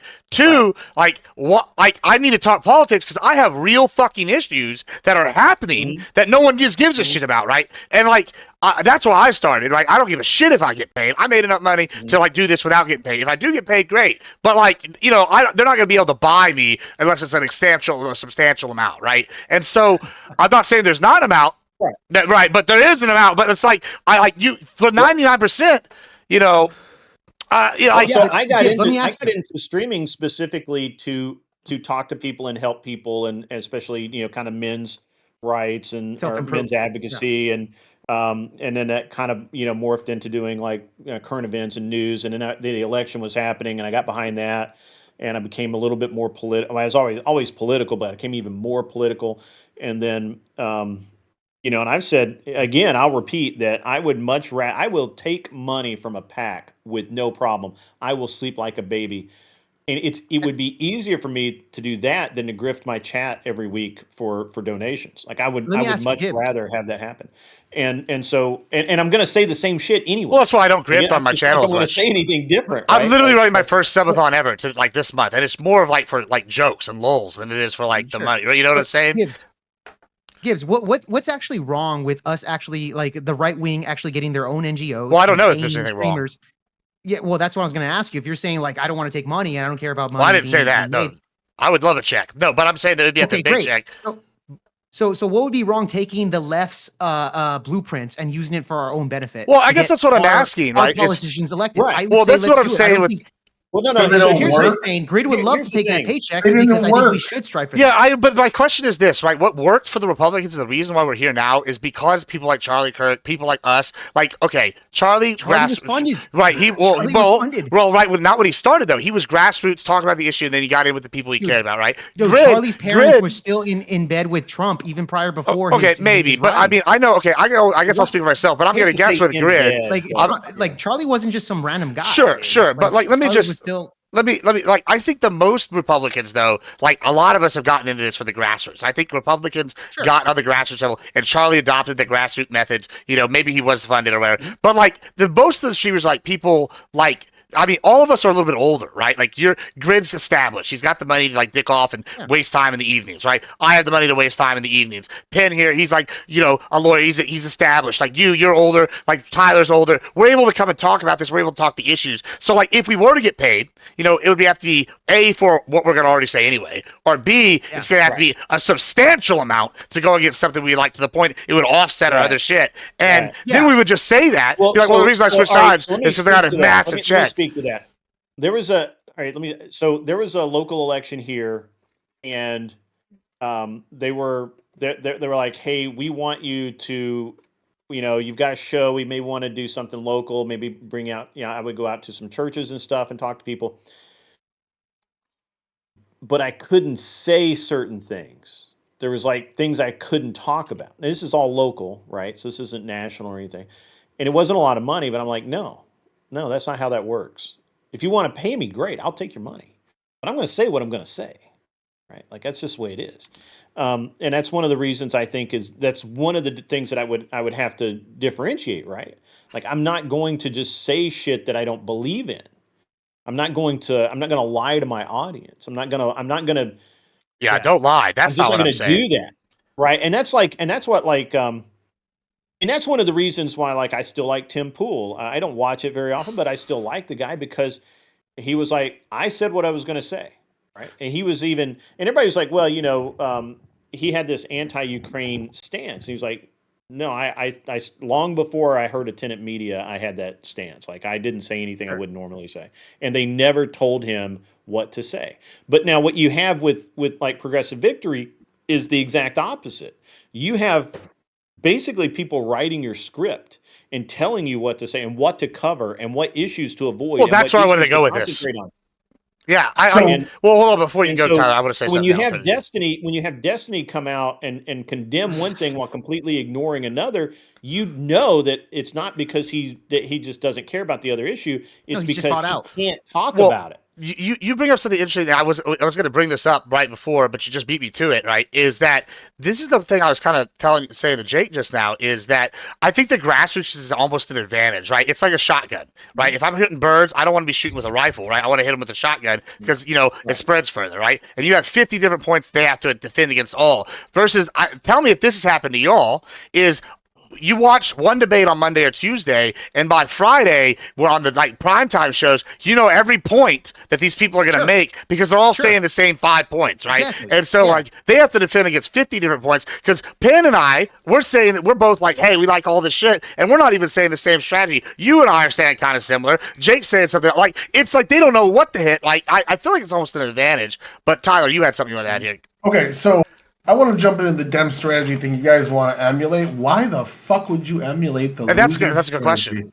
Yeah, Well, not only that, hold on. you're Let me asking why we don't get represented in art and stuff, but it's like there's a reason there's no right wing Jimmy Kimmel. Exactly. Because it's funded by ABC. Exactly. They're not going. Hold on. There's a reason That's Tom why we have McDonald to is forever independent. Hold on, These artists hold that on, I we got have some- on our Oh, side, it's he because looks he's like independent. they don't get pushed on Spotify. Well, he's independent because he sucks. That's why he's independent. It's all corporate. It's all. I mean, it's this. Whether it's industry plant, I'm not saying they have no talent at all, but it's like the industry does choose its winners. If you're a rapper and they put you on the front page of Spotify, you're going to get more plays than anyone else. That's just how it works. That's how the system works. Hold on, and we're not gonna. We either gonna build those platforms ourselves because we're not gonna get a right wing Jimmy Kimmel. We're not. We got Joe Rogan. Well, hold on. Let Tyler go. Let Tyler go. It's I'm only sorry. been, They tried it's to only do- been the past 10 years that the left has been losing, okay? I know, but all the history prior before that, they've been winning. This is why we need to take that strategy 4.6 because they've gone million too voters. far. Go ahead, flipped Tyler. from leftists to right wingers in the last 4 years. It's not working out for them. I think we it's saw a Destiny change. go and New York Times, or it was Hassan was the New York Times, Destiny was CNN. Okay. A week later, both of them said something Take a fucking shot at gross this. in the party. Let's- Hold Yeah, on. I'm Let me not saying let me Hold on, get everybody. my- Hold on. Let me Let Tyler finish. I go. got He's been 3 waiting. Yeah, let sentences. Tyler go. I got Yeah, 3 sentences. So No, you go. Midas Touch right now is pushing Connor and Adam Mockler. Connor is embarrassing himself every time he speaks. Adam Mockler, that dude was one of the people I debated against on a WIC panel. All he does is goes to Trump rallies and ambushes old people with a bunch of pop quiz questions, and then he films and cuts out the one time they fuck up. This kid is an idiot. I debated him. I crushed him. He didn't know what the fuck he was talking about. He's some low info, and he's going on CNN. He's going on Mark Halperin show and shit like that, representing the left wing. Let them talk. All they have to do is let them talk, and they lose. Just leave them alone. Right. Let them have I no agree opposition. with you, Tyler. I agree with you, but here's the thing. We can emulate to some degree that behavior because we would say it anyway. Guys And we like don't need a cut. Connor literally is cucking himself for a paycheck. Right? I wouldn't do that. I would not take the pay. I would be like, no, keep your money. I don't need it. But that's the difference. And we can emulate that. And it did work for them, right? It did bring people to their side to some degree because everybody's like, oh, Destiny's so great. Destiny goes live and has, I don't know that he has, real 10,000 viewers, but I mean, He's got a lot of people hate watching. That's for sure. There's a lot of people watching. Yeah, he's got some hate watchers, and I think he's bought it up pretty good. But I don't know, man. I think these people exist online. They're all terminally online. I won't be convinced otherwise. Right. I think that there's using the Democrat. Well, it's not even using the political strategy of having supported people that are going to say what they're going to say anyway, sponsored people, if you will. I think that that's something that most of us should aspire to, right? We need but the difference is we would do it anyway. If you turn off Destiny's revenue stream tomorrow, he would quit streaming within 3 months. I mean, maybe. Oh, for Actually, sure. I think he already got demonetized on YouTube. So he's probably losing about $40K a month. Well, but he doesn't. Yeah, he doesn't. A lot of this stuff. The problem is. So I think it will naturally flip in our favor as the financial structures, like we saw with the Bud Light boycott. Like there will become a point where the financial incentive is to not be woke and retarded. Yeah, I mean, I think that's what's happening with Twitch now, right? Like you were seeing the shift in the moderation. We're seeing YouTube reinstate channels. I mean, and this is a pro and a con, right? Part of the benefit, if you watch Kick if their overall political leaning is definitely right? But the problem is then they have people like Destiny who are going to go on there and every time they get forced off a platform like YouTube or Twitch, what they do is they post less there, and then they post enough to keep people interested, right? But then they force them to their main platform, which is Kick, where they're getting a 70% revenue share. So in the long run, they're making bigger money, right? So that's the con. Yeah, but That's why he's willing. But that's why he's Let me willing add to be edgy, because the whole point of Kick right now is to be the Wild West of free speech. Like, I could go over there and I could say anything almost, and I'm not going to get banned. And Kick will be like, hey, we don't care if we get bad negative reviews, because all Kick is basically a pipeline to stake. And like, I'm not bashing it because a lot of right-leaning guys are over there, but benefiting, right? But at the same time, you're not going to get rid of the cancer whenever they have something like that they can run to. Yeah, but We're I also mean, gonna so end let up me ahead- add go to that ahead, a little bit. So when Desi doesn't care about YouTube because of Kick, obviously that's what he just covered that pretty well. But even beyond that, look at what happened. I think he wanted to get back banned off YouTube. Honestly, I last think year. that's a Yeah, lie.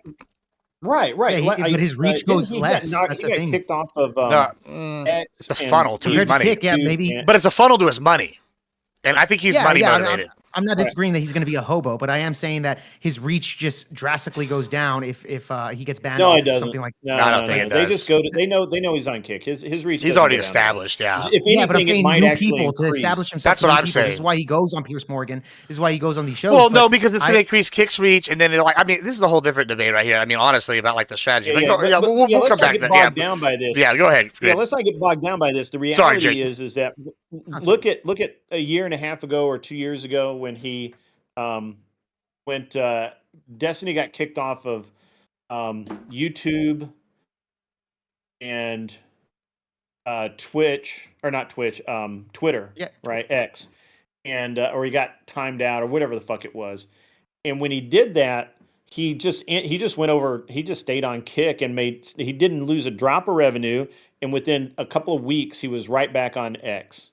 Nothing help. Nothing. Yeah.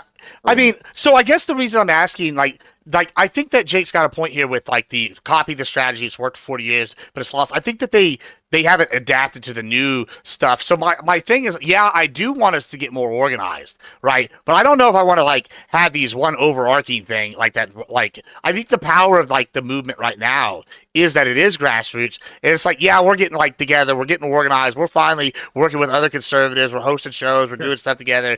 But like, I don't know that I want this uniform talking point thing, except for maybe like when we need one key issue pushed and then we agree on it and then we push it. Like, I feel like that might be a better method as opposed to all of us pushing the same shit. I like where your head's at. Let me take it one step further. So one of the things that I talked about last year during the Trump election is the right-leaning channels that I was friendly with. We didn't stream at the same time, and we actually would end one stream and then just like the way Rumble's doing. raid Yeah. into the other streams. And even though we didn't talk about the same things, it was the same basic Right. message. You keep them in the chat. Right, I and mean, it that's was- a strategy of a lot of things. It was like 24 hours a day. We had 24 hours a day covered pretty much with content that That's what you the know- Cute House does. The Cute House does that. They like whenever one of them is off, they go to the next person, the 3 a.m. person. Yeah. Like, Well, Rumble's doing the same thing right now. Like they have like a schedule of like content creators that they raid from one to the other. Well, this is et cetera. certainly one. Well, I was just gonna get one point out. Go ahead. Written down here, but please. and this is actually one of the flaws of a democratic system, and I think is a concern for the Democrats who have been hanging on barely at this 50-50 election system, is that there are a large number of people who simply choose the winning side. They don't go through all of this stressful internal debate. There's a lot of people that just pick the side that they think is winning, and they go with it. And as we continue to win, there's going to be more and more people that abandon this left wokist bullshit because it's not Because we're the winning. prevailing narrative anymore. And I mean, it's one of the reasons that we're not a democracy, which is again just and to the democracy for which it's. I don't know how people could still not understand that we're not honestly, a democracy. I'm putting something in the back chat. Right, I don't know That principle is going to fuck over the Yeah. left very soon. Sorry, So there's I just put something in the back chat. If you think we're really winning, is it another training? yeah, take Sorry. a look. No, it's not another. No, I don't. It just I, says I'm not unknown. Gibbs, bro. I don't have Thank access to this link. This A one's happily married definitely a man. trend. I'm a happily married man. Yeah, I like my transmissions on. Yeah, it just says not manual. unknown grid. I don't know why it won't show it. I don't know why. So I just posted something real quick that again, like That opened for 4.5 me. Let million me try voters again. have either left the Democrats or joined the Republicans in the last 4 years. And they're bleeding out voters right now. This is the first time in 100 years that Democrats are less like a smaller party than the Republicans. If you include all the swing voters that link, like you want to stick to the strategy you've been doing. You don't want to take their losing strategy away from them. Like stick to what you're doing. People, as much as Trump like says things that aren't true, people still have that aura of authenticity because he just kind of speaks and you know it's not canned. You know it's not scripted because half of it's like, what the fuck? So the scripted thing is a big problem for them. I really think that that's been hurting them. I think that it's twofold. I think the scripting works whenever it's focused. Like, say we all got on the same thing. Like, we're all I don't know, I'll pick one then. The border. We all were like, yeah, we can all agree we need the greatest border wall in the world. We all go and hammer at one point, and we hammer the same stats. That would be good. But I think that with the fact that we aren't like a united thing, we all have different agendas, I think is good because it forces an attack. And we're all authentic, right? We all believe this thing. Versus with them, like, I think this week has really done it. All week, they bitched about censorship and Jimmy Kimmel. And then the House Judiciary Committee 2 days ago released all that info about how they were pressuring people. And they just like, you had this manufactured message that was believable and people were on your side. And now people are just like, you lied again. Like, you know, like, I don't know. I think go ahead, Ben. Go ahead, everyone. I just, these people aren't serious, and anybody who's like stuck in the waters here, like looking around, they have to be new. Like the only way you can not understand if picked a side is because you just got here. It's not because like, oh, I just, 5 years in, still haven't decided whether that was an insurrection or not. Why do you think they moved into schools, Pentuple? Huh? Why do you think they moved into schools and go after young people? Because they can vote. That's why. Because of what you just said. Yeah. Like that's how they catch people. They catch you young. I was a Democrat voter my entire life. I don't think they're. I don't. I'm not I was like the only Republican growing up. If I like, you know what I'm saying. I remember like everybody would fight me, or they just didn't give a shit. Like, I mean, I'm not quite in Pentuple's camp. I don't think that we can rest. I don't think that we can say, hey, we won. I think that we have to keep doing the same things that we're doing, and I do think that the left is really hurting, but you have to remember, man, they don't go after full-grown adults. They go after youths, kids, right? They go after dummies. Which is they why go after we should be people going that after want them it as well, for free. right? You know, they create their own voters by simply keeping people in poverty, and and it's been shown over and over again. And you can't. That's hard to fight. It's hard to fight. And so we got to keep fighting. We got to keep it. We got to keep beating them down. Yeah, and we do have to develop a plan. And I do think that we need to infiltrate those organizations. Academia. Well, I don't disagree with that. I don't disagree with bringing the debate, especially to these people who are new to the party, which would be the young people, which would be these up and coming students and stuff like that. I think those are the ones that need to be debated. This is what Charlie was doing. doing. But at the same time, we need to. If we're like, what are we going to do? What we need to do is go to our representatives and say, actually pass the bills that represent what we want. Actually deport these people. Actually implement the side of our debate that we can. Like, we need to get to it. And here's the thing. Like, as far as the election thing, like, we need to get to that point probably where we have 60 Republican senators, where we actually get to that point where we say it doesn't really matter what the Democrats think because it's actually what the Republicans are going to do that matters. And then people are going to naturally pay attention to us. And a lot of people just go along with whatever is the prevailing narrative. And if we become that prevailing narrative, a lot of it's not going to be as effective on the youth anymore. They're not going to feel like, oh, we're fighting the good fight. Just those people are fucking retarded. Real quick. All right. So I've been paid to read this tweet. And all right, we're gonna read it. This is from Fairy Queen, and she's talking about the wokeness in college because she's a professor. So I mean, I think she disagrees with what we're saying about like college being the issue. So I'm gonna read this tweet, and we can go from there. I was in college when wokeness took off, and far from being a top-down imposition of the faculty of students, it was students that spent their entire adolescence on the internet threatening the faculty in order to impose their own work hermeneutic on the I can't even talk today. Subject matter, never the other way around. it wasn't teachers going, hey, we're not going to be reading Shakespeare because it's white patriarchy, blah, blah. It was students who said, I won't read Shakespeare because it's white patriarchy, blah, blah. And they're threatening to go to the university administrators if they didn't get their way. This idea that anyone is radicalized in college is such an old fucking idea. The reality of today is that schools don't contribute anything to the way people form their identities and notions. All of this is on the internet. Kids in school are just physically in school, but spiritually they're online the entire day. Your school's not your alma mater. It's the place in your Discord you have your teacher. It's literally the most retarded thing I've ever heard. When I was in college in 2015, my Spanish teacher spent our entire culture segment of the class ripping on Trump's promise to build a wall. I gotta get one last thing. This isn't student driven. It's not student driven. What is the evidence for this? Fucking tweet. I'll give you another example. I was why we don't have leftists on the panel.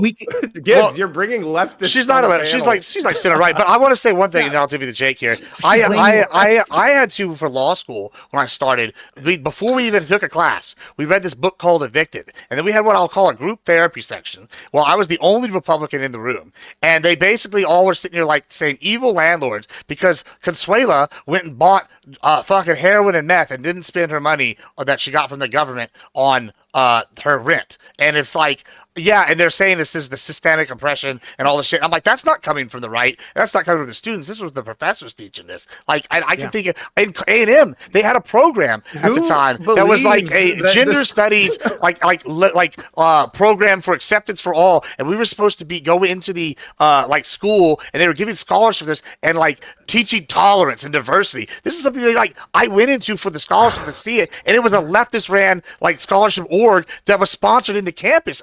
I disagree. Jake, go ahead. Tyler, get your polls out. Where are the polls on teachers and professors? Let Jake go here. I cut Jake off. So go ahead, Jake. I'm sorry. I've never heard. The students are leading the class agenda. So, I disagree with that one, but that's fine. No. I was going to say that's the stupidest shit. That's the stupidest fucking tweet I've ever fucking heard in my life. This is the type of thing that people just hear and then they believe it. And it's like, did you ask a single follow-up question? But the crazy part is that she's blaming the students for redirecting academia. That is fucking dumb, okay? You can even go back to the Jordan Peterson situation. The reason why Jordan Peterson got so big was because he didn't want to use pronouns. This was back in 2016 or so when that pronoun shit was fucking launching out, is because this was an ongoing thing even during the Barack Obama administration.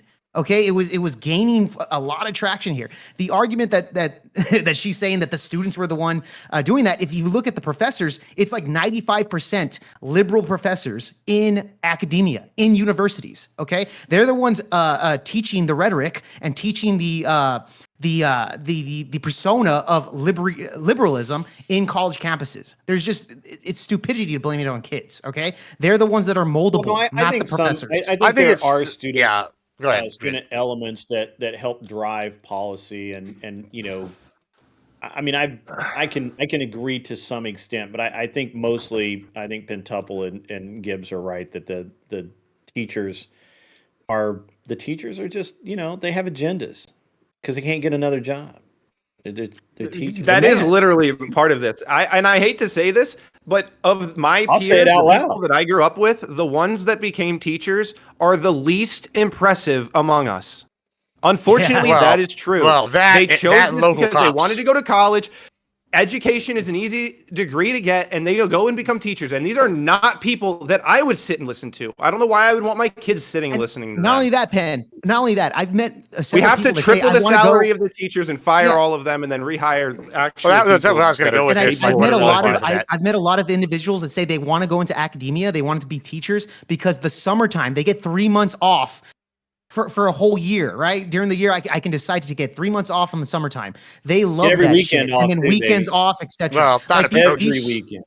Yeah, and then they want more pay for what they're getting. They're not even actually teaching these children enough. Like the grades are fucking horrible. They're doing it for the time off. I was just actually before I came into this panel, I was actually talking about the education system and how fucked up it is. And how we need to burn the Department of Education to the ground. Yeah, Linda McMahon's doing a good job, by the way. Big fan of Linda McMahon. We love Linda McMahon here. Keep up the good work. And I mean, I love Vince McMahon too. Get rid of the federal Department of Education. Bring in, let the states take over education as it's intended. So the biggest thing is that the more we go to states' rights, the more the country self-corrects. So And we The see liberals that in agree with every- you. The liberals agree with you now. yeah, they do. Left wingers are definitely on board with that. It's amazing. All we had to do to get them on the 2A train was take away the trans guns, bro. Yeah, the 13 states don't allow federal immigration into their state. Yeah, to deport people here illegally. sanctuary city. Go ahead, Tyler. Sorry. Okay, so do to we Fairy know Queen's it's, question. Less than 3 entertainment. They're asking which Discord I'm in. I'm in a secret room. You can't get there from here.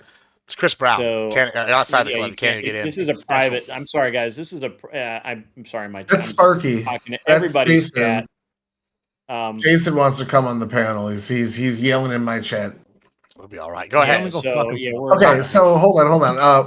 To Fairy Queen's question, I'm sure she's correct. Yeah, we're pretty much about to finish. So I'm sure Fairy Queen is correct about a certain Blah amount blah of blah. teachers, No maybe the leftist. majority. Blah blah blah. No leftist. Blah blah blah. No leftist. Sorry. I'm sure you guys are also correct about a large amount of teachers as well. I'm sure there's woke teachers out there that push this shit onto kids, and then the kids go to their non-woke teachers like Brett Weinstein and say, "Why aren't you woke enough?" and force them out. And I'm sure it's similar to like if you get like a hard red or a hard blue state. Once you force out the competition, there's no longer a reason to moderate. You now have to be like the most left wing or the most right wing to win in that hard blue or hard red state. I remember being in college. When you find out you have a right wing professor, you feel like you unlocked a secret. Like this is not the system. Let me tell you, man. So my oldest son, his first grade year was in California. I shit you not that I was in another state shooting a match, and this dumb broad calls me on the phone to have me tell my son to stop reading in class and do whatever he was supposed to be doing, like take a nap or whatever. And I'm like, are you fucking kidding me? You're the teacher. What is wrong with you? And that's a college grid? Like that was a college? No, first grade. That's first grade. Okay. Just like first grade. I got in trouble. I got in trouble in like elementary school because I'd read books while they were teaching, and I wouldn't pay attention. You can't. I wasn't a reader in school. Like AR tests were base, bro. This is a case in Texas Can you imagine the disgust response I felt that a teacher, a professional. The education system is disgusting. Yeah, could not handle a 6-year-old. I know of a story here in Texas, and I heard this from the mother directly, where her first grade child in class, another boy in the class, this is a first grade classroom, another boy in the class went up to her son and kissed him on the cheek and said, "I want to be gay with you." And he pushed the other kid, and he got in trouble. And here's the thing.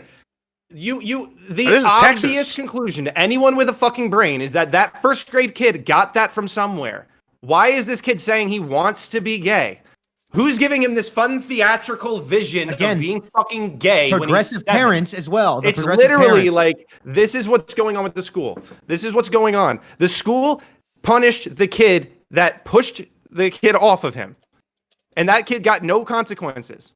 And this is obviously a huge deal, and this teacher or this parent that I was speaking to was very emotional and torn about it. But it's like, this is the school system. This is the school system that her child is subjected to. That's the problem here. These teachers are fucking sick fucks. Yeah, we had to pass a bill in Florida to say, hey, if they're in 3rd grade or below, stop talking to them about this shit. And they couldn't even fucking agree to that. I definitely think that, like, I growing up, like, there was only, like, I had a few teachers that if they were on the right, the teachers just didn't tell you anything. And then I had a few teachers that were like very big debate focused, but they were like right leaning, and but they like would like, but they would do both sides. But like most of my teachers, even here in Texas, were all very left, and they made it very aware to you. Like, well, that's where failures go to breed. Yeah. This is a problem even with celebrities that have PR teams. Their PR teams go and say, hey, can we put out this gay woke statement? They're like, yeah, I don't give a shit. I'm making millions of dollars a year. I was in high school. But any conservative celebrity that goes out, they're like, no, you can't put this. You're putting all of our jobs at risk. So they stay silent. Yeah, this is why they say, if you don't know your favorite celebrity's politics, it's probably because he's not a leftist. I was in high school in New York, middle school in New York. I remember the teachers had our classrooms go outside to picket with them in a union picket against their current wages. That's crazy. So that same first grade teacher He's like, no, it's like How- sixth That grade. same first grade teacher told my son to vote for Hillary, and my son, being my son, said no. Wait, why are they saying a fucking hey first grader vote for Hillary? Hey, What the hell's listen, going Well, on? they because just need were having a bodies. mock election. They were having a mock Oh. election in first grade. Nah, it's And because they Hillary just versus TikTok? Trump. they have And fake it's TikTok socials to about give the one kids. lady? Nah, they're Hillary. training them so that the kids can go to the polls, Yeah. and they give them their fake social. That's and then insane, drive it. bro. Like, That I is mean, so I almost fucking think, insane. like, I'm My joking, kid but I was like, almost think that's no, true. uh-uh. I saw a testimonial from one parent that said that on the day Charlie Kirk got shot, her child came home and said, "I hate Charlie Kirk. He deserved it." And the parent was like, "Where the fuck did you get that from?" Like that's obviously not how the parent had been raising this student. But when you're sacrificing 8 hours a day, 5 days a week to this fucking system, like you're right, they are. This is something we all certainly agree with. They are going after the kids, and we certainly do need to be present and make that fight where those kids are. But when we're having adults at the table and we're having these political debates with people that are actively engaged, we really don't need the fully grown retard. We really just don't. Yeah, but what does that mean exactly? Because again, we have fully grown Grown retards retard. teaching our kids this type of thing. Like Charlie Kirk deserves it. They're all around. That's what I'm saying. Like I've seen regular left-wing people that didn't seem crazy. They're not posting anything crazy on Facebook or Instagram or whatever. But yet when Charlie fucking got the bullet, they're saying, yeah, it is what it is, but he kind of deserved it because he's racist, stuff like that. So I think that there's a lot more people that are far left than they give on, bro. And I think that's kind of Well, the that's true, but problem. there's also some that probably just go along with it because that's the dominant too. narrative in their life, and they're afraid of their friends and they're afraid of their family because they get purity tested all the time. And I think personally, like, what does it mean to not let them at the table? Personally, and this is the way my channel works. We're MAGA headquarters. We don't have to talk to leftists. We don't have to do panels and debate January 6th in 2025. We just don't have to be doing this. What we need to be doing is having panels saying, what is the right way to deport all of the people that should be deported? What is the right way to implement a law that says you cannot transition children sexually, that you can't discuss sexual topics with elementary schoolers? We need to be discussing how to actually achieve the goals that we've now won the debate on.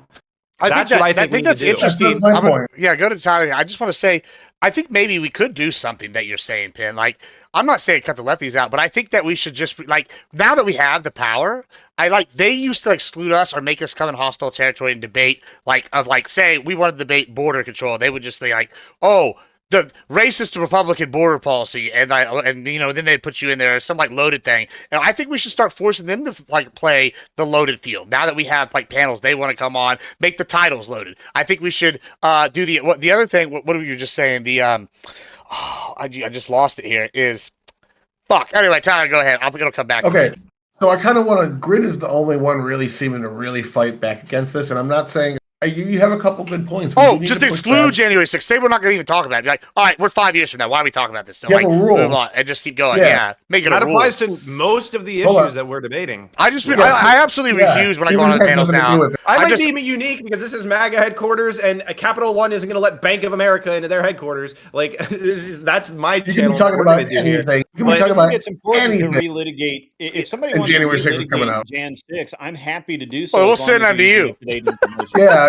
I don't want to keep. I'm sick of talking about it. I don't want to. I don't want to talk about I don't want to be talking about foreign policy. They brought it up the other night. Well, no. My thing is this. If you really want to relitigate it, let's. Well, it's a tactic is the problem. I feel like we should not engage in the tactic, right? Like we go on there. If I'm talking about border security, they shouldn't be but January 6th. If we're talking about Russian policy, Ukraine policy, they shouldn't be January 6th. If we're talking about it's like a catch-all for them. And I feel like we should just be no, I'm not. I refuse to even engage in this. If they want to keep arguing, you just said people into the sure, I do too, Grid. Nobody likes to do that more than me, but I feel like it also sends a message whenever we're debating, and I just go, oh no, I'm not gonna say anything more about this, and they just keep going. Then they're talking to a wall, It sharpens their sword. They need us more than we need them. It sharpens their sword. So what is the point of debating with somebody right after an election for the next year when there's 2 years till the next one?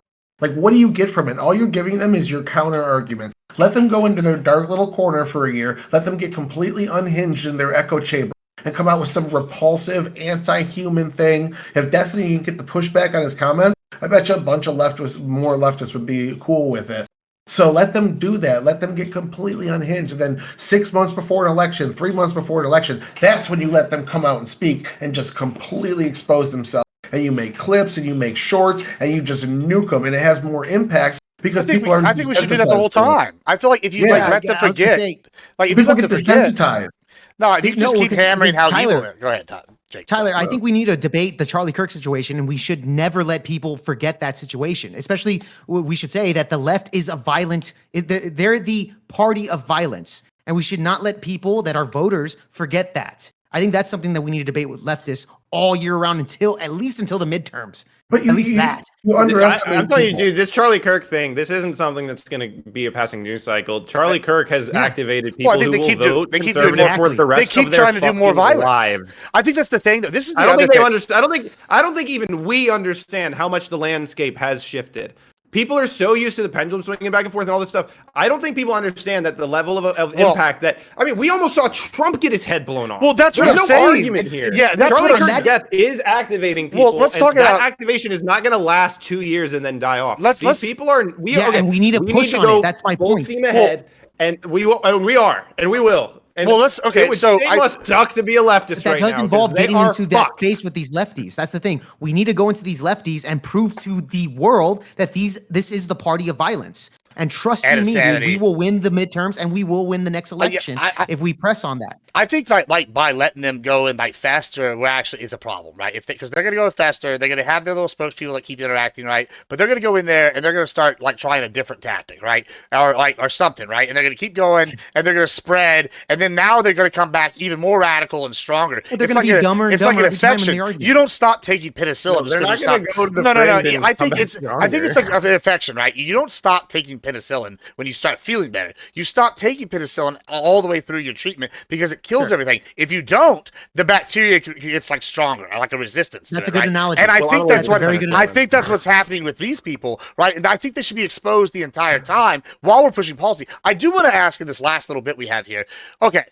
What if the pendulum has swung, right? What if we've reached a different tipping point instead of a left-right pendulum? What if we've reached a point of no return on the violence, right? Because should we keep being the higher like power where we do we keep doing vigils and memorials and prayer, or do we eventually respond? Or do we start asking the government to be more aggressive, or what does that look like? Because right now it's like just since Trump's assassination, we had Kirk killed. Right. We've had a whole bunch of other right-wing violence. I mean, the one right-wing violence we've able to point to is the Hortmans, right? But even just since Kirk has died, we've had I think 6 shootings now and a bomb placed under a car in Fox. All of them directly tied to lefties, no matter what they want to think or argue. And it's like, what point do we stop even? Not the debate and just policy. What do we start being actually the party, like Grid said earlier in his opening, the party that's capable of real violence? When do we start doing? Is there a line? Do we never get to that? What do y'all think? Can I start with this really quickly? Sure. Look, first off, I don't think we should be the party of violence. I think we should use policies. That's for damn sure. In fact, the whole cancel culture shit, we should use cancel culture on them. I'm 100% for it. They've been doing it to us for 10 fucking years. We should do it back. Not only that, we should prosecute our political opponents. They've been doing that to us, especially with Donald Trump. We should shoot it back because there's only so much frustration that we have when we're trying to play by the rules in chess and they're fucking making their pawn go 3 spaces up or making their queen go from one corner to the other and skipping spaces. There's a time to where we just throw the board off there and use their tactics against them. I'm totally fine with canceling them. At this point, it's a turning point, okay? Charlie's death really woke up a lot of people, and I think we should use those tactics against them and be unapologetic about it. That's just my perspective here. Regarding the cancel culture thing, I don't even think it's cancel culture. This is literally what it means to have a reputation. When it takes one call and informing the boss of what happened, that's not cancel culture. Cancel culture is when they're getting inundated with calls, it's starting to interfere with the business, and they're like, look, I just got to let you go. I can't be dealing with this. I'm trying to make money. That's what cancel culture is. It's manufactured, and it's fake, and it's over things that aren't inherently bad. These things are... Literally, this is your reputation. Every single baseball team, school I attended, every single employer I've ever had has made it very clear that my activities online, I need to be prepared to go to explain that to the dean of my law school. I need to know that I'm representing whatever organization I'm working for. That's what this is. And they understand it if you ask them about a white person saying the N-word. They'll abandon their freedom of speech argument immediately for that. But these people, they aren't playing by rules that they honor. And that's why I said Hold on. Let me give you guys a Sorry. definition of cancel culture that's going to completely answer all those. Why isn't it cancel culture when you do that? Cancel culture is the hijacking of an accountability share of a general morality that we have as a country. We all agree murder is bad. Cancel culture is when you hijack that apparatus where people are fired for something we generally all see bad and apply your political narratives to it, especially when they're represented by just a small group of the country. It's taking those mechanisms that we have in place because we want shame. We want people to be shamed. We want people to be fired from their job for saying disgusting things or being super racist or a Nazi. That's a result of. I'm gonna hold on. Great, you're gonna go, and then I'm gonna do some housekeeping, and then we're gonna do closings. Go ahead. Okay, but that's a result of the right saying I don't give a fuck enough, right? Like we just haven't said that enough, right? It's like, well, so and so was really mean to me today, and he said that I was he called me a black man. Well, you are a black man, but it offended me. You should just call me a man. Don't give a fuck. See how easy that is? But you're supposed to capitalize the B, and now he doesn't want to. Well, it's funny. W and white. It's funny. Why do we care about all of these things? People have made these small trivial things so damned important. You're gonna really get a kick out of this thing, Grid. You can't actually say certain things, right? You just can't. You're gonna get a kick out of this. So last night I'm streaming, and I'm playing Helldivers with Majin.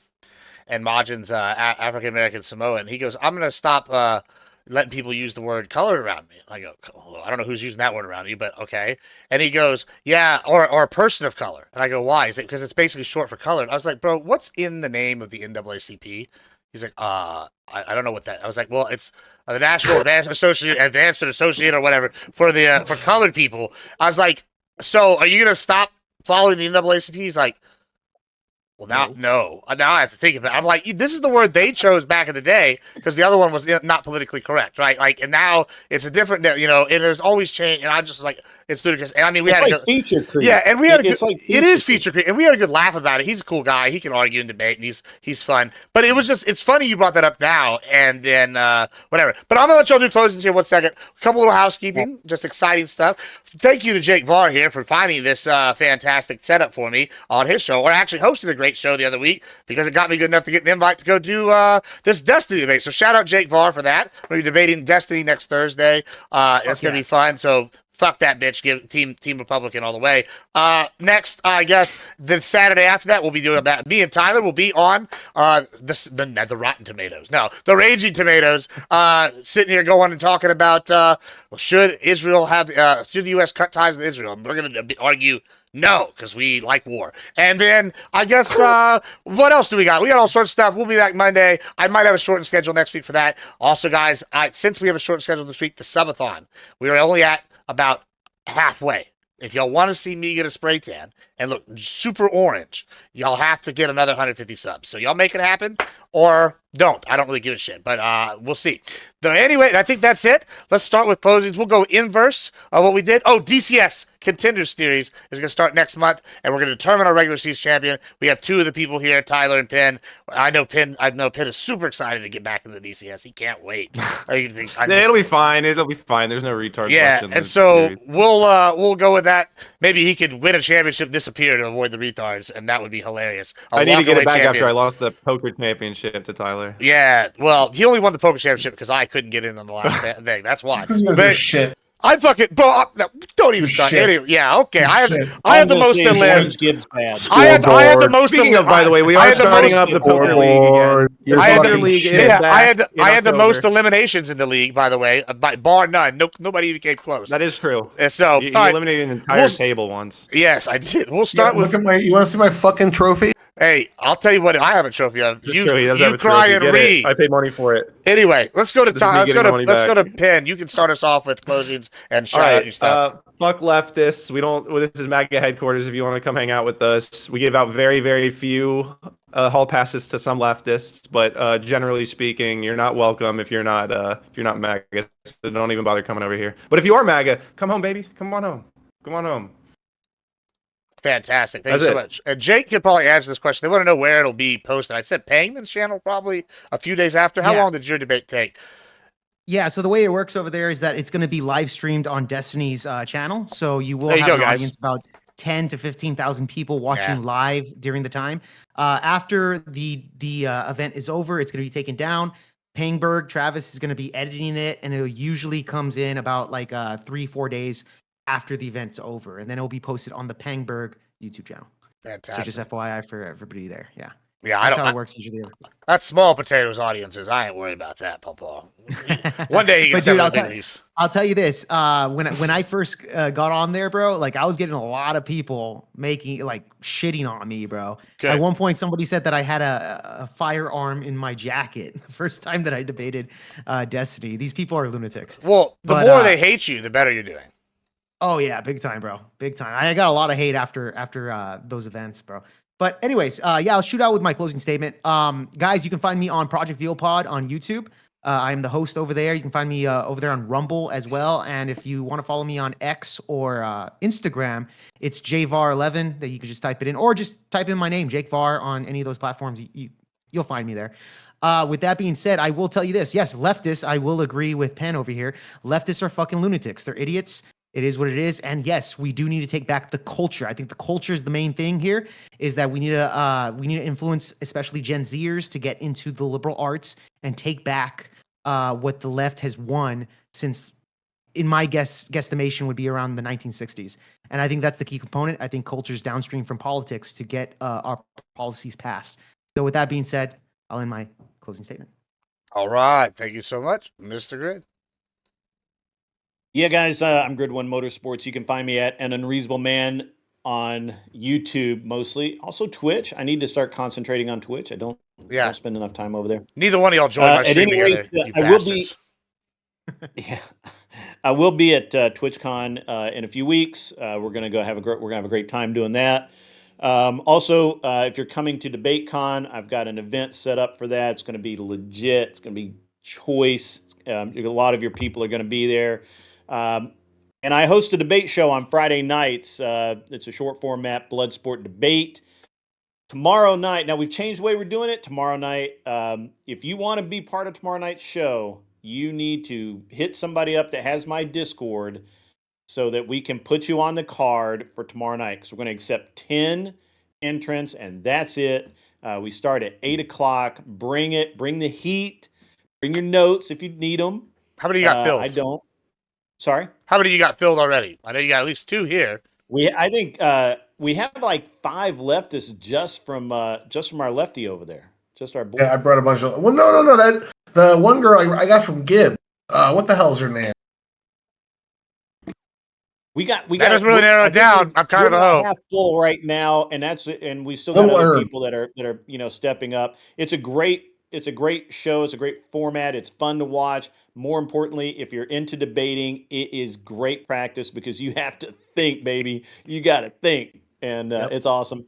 The other thing that we really do is I do shows 5 days. I do 5 shows a week.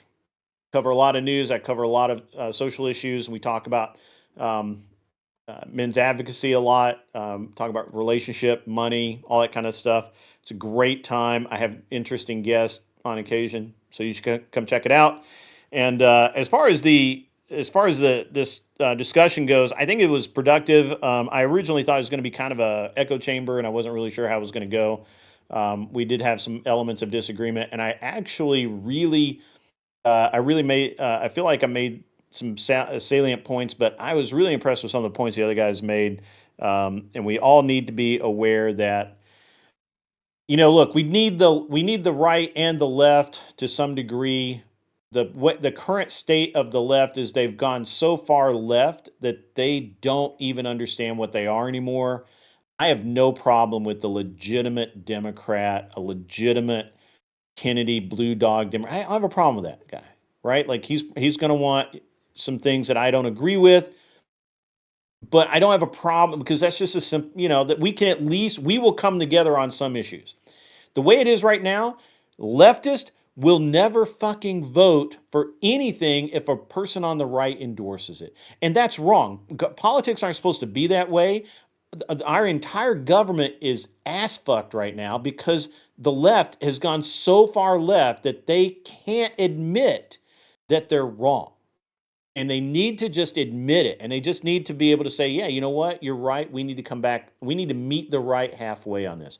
You never hear about the left meeting the right halfway. It's always about the right having to come across the fucking aisle to shake hands with a snake bite leftist. No. It's not how politics work, baby. At least it shouldn't be. And so the left needs to reform itself. Until then, I consider them a disease to some degree, a pest that needs to be tolerated and avoided. And with that, Tyler, take it away, baby. Well, before Tyler goes, going to say, well, if he's got 5 lefties, including Tyler, and I jump on there, that's 6. There's 4 slots left, guys. So make sure y'all sign up. What time is that again? We start at 8 o'clock 8. Central Standard Time, the only real time there is. Central Standard Time tomorrow. It's a good show. Y'all should definitely check it out. Also, Grid does the day shift. He's one of the only streamers here I think streams during the day. Watch that bullshit. It's good stuff. All right, go ahead, Tyler. Okay, so what I want to talk about is kind of with my definition for what cancel culture is. They're hijacking a system of public shaming people for having disgusting opinions or disgusting hobbies that used to be in place. It's a social good to have in place. Now, I will say when I was younger, the religious right had hijacked that and pushed some people to the outside. I remember strip clubs couldn't even be in a city at one point in New York, and like somewhere red New York, if you didn't know, 2 blue places and the rest of it's all red. So, that being said, that accountability needs to come back. We need to fix that system, not throw it away because they hijacked it one time. And we need to start by punishing these people for dishonesty. Pentuple's completely right that these people know they're being dishonest. They're met with things like we just saw in chat. Farrakhan was presenting facts and quotes. It was just like complete denial. There was just no accepting it. And then I was showing hypocrisy as well. It was just could not get any concession. At some point, you have to socially isolate these people. You don't have to step into that den of snakes, as Grid was saying, and go on these podcasts that have unfair titles and some dude that's going to moderate but also argue against you and treat you unfairly because he believes in the cause that he's also championing as well. We could just do our own thing. Like, it really, you can. There's honest left-wingers. I have multiple of them in my Discord. My Discord is not a fan thing. I'm not building a community. It's all just other streamers and shit. So we can, like, pool for panels if you need people, pop in there and shit like that. But we also argue all day, and, like, there are honest left-wingers that will give you these blatantly true concessions, and they're just not getting the voice because we're allowing these people into a space. Let them go off into their corner, let them fester, let them get completely unhinged, and then right before an election, that's when you pop them for like 6 months straight and show the world this is who they actually are when it matters. Because people get numb to that shit. If you do it every day, it's just another leftist-owned video on YouTube. But if you suppress that shit, give some people some time to build the jump scare, and then hit them with the pow when it matters, you're going to have a lot more effect on elections. You're going to force these people out. Pentuple and I are starting a podcast probably in the next couple of weeks. We're still working on plans. It's going to be on YouTube. It's going to kick fucking ass. You should watch it. You should watch it with the lotion and tissues because I'm going to be on it. And I'm gonna be naked. Yeah. I'm going to be on Jake's channel in a couple of weeks debating Israel. Gibbs and I are going to be on fucking Raging Tomato debating Israel. A show on Grid's, Judge on Grid's show tomorrow night as well. So you're going to see my ugly face anywhere you fucking go. Like, just deal with it. That is true. That's good. That's the way to do it. All right, are you, Pentuple, are you or Grid streaming after this for a while? I'm live staying right on a now, little baby. bit. All right, good. I'm going to raid over to you again. Thanks, everybody, for being here. Good panel. Y'all have a good rest of your night. We're going to raid over to Grid on my channel, and then everybody go follow and lurk for a while so that he can get his... Are you on Twitch? Yeah, he's on Twitch. Yeah, I'm on Twitch. Okay. I'm also going to raid you in like 10 minutes. Yeah, he's So, bisexual. everyone's gonna end up with Grid. Yeah, Yeah, actually, I'll do the we're same getting thing his over here. affiliate tonight if he doesn't already have it. So, guys, that's what we're gonna I do. would- I don't. I barely ever have anybody in my Well, chat. that way we on get. the- Well, it's a slow growth. You start getting them, and then once the snowball, goes. Yeah, that's then what I you're set. need. All Not right, that y'all kind be of good. snowball, though. Hey, listen, maybe That's gay. both. Yeah, have a good one, guys. Okay, all right.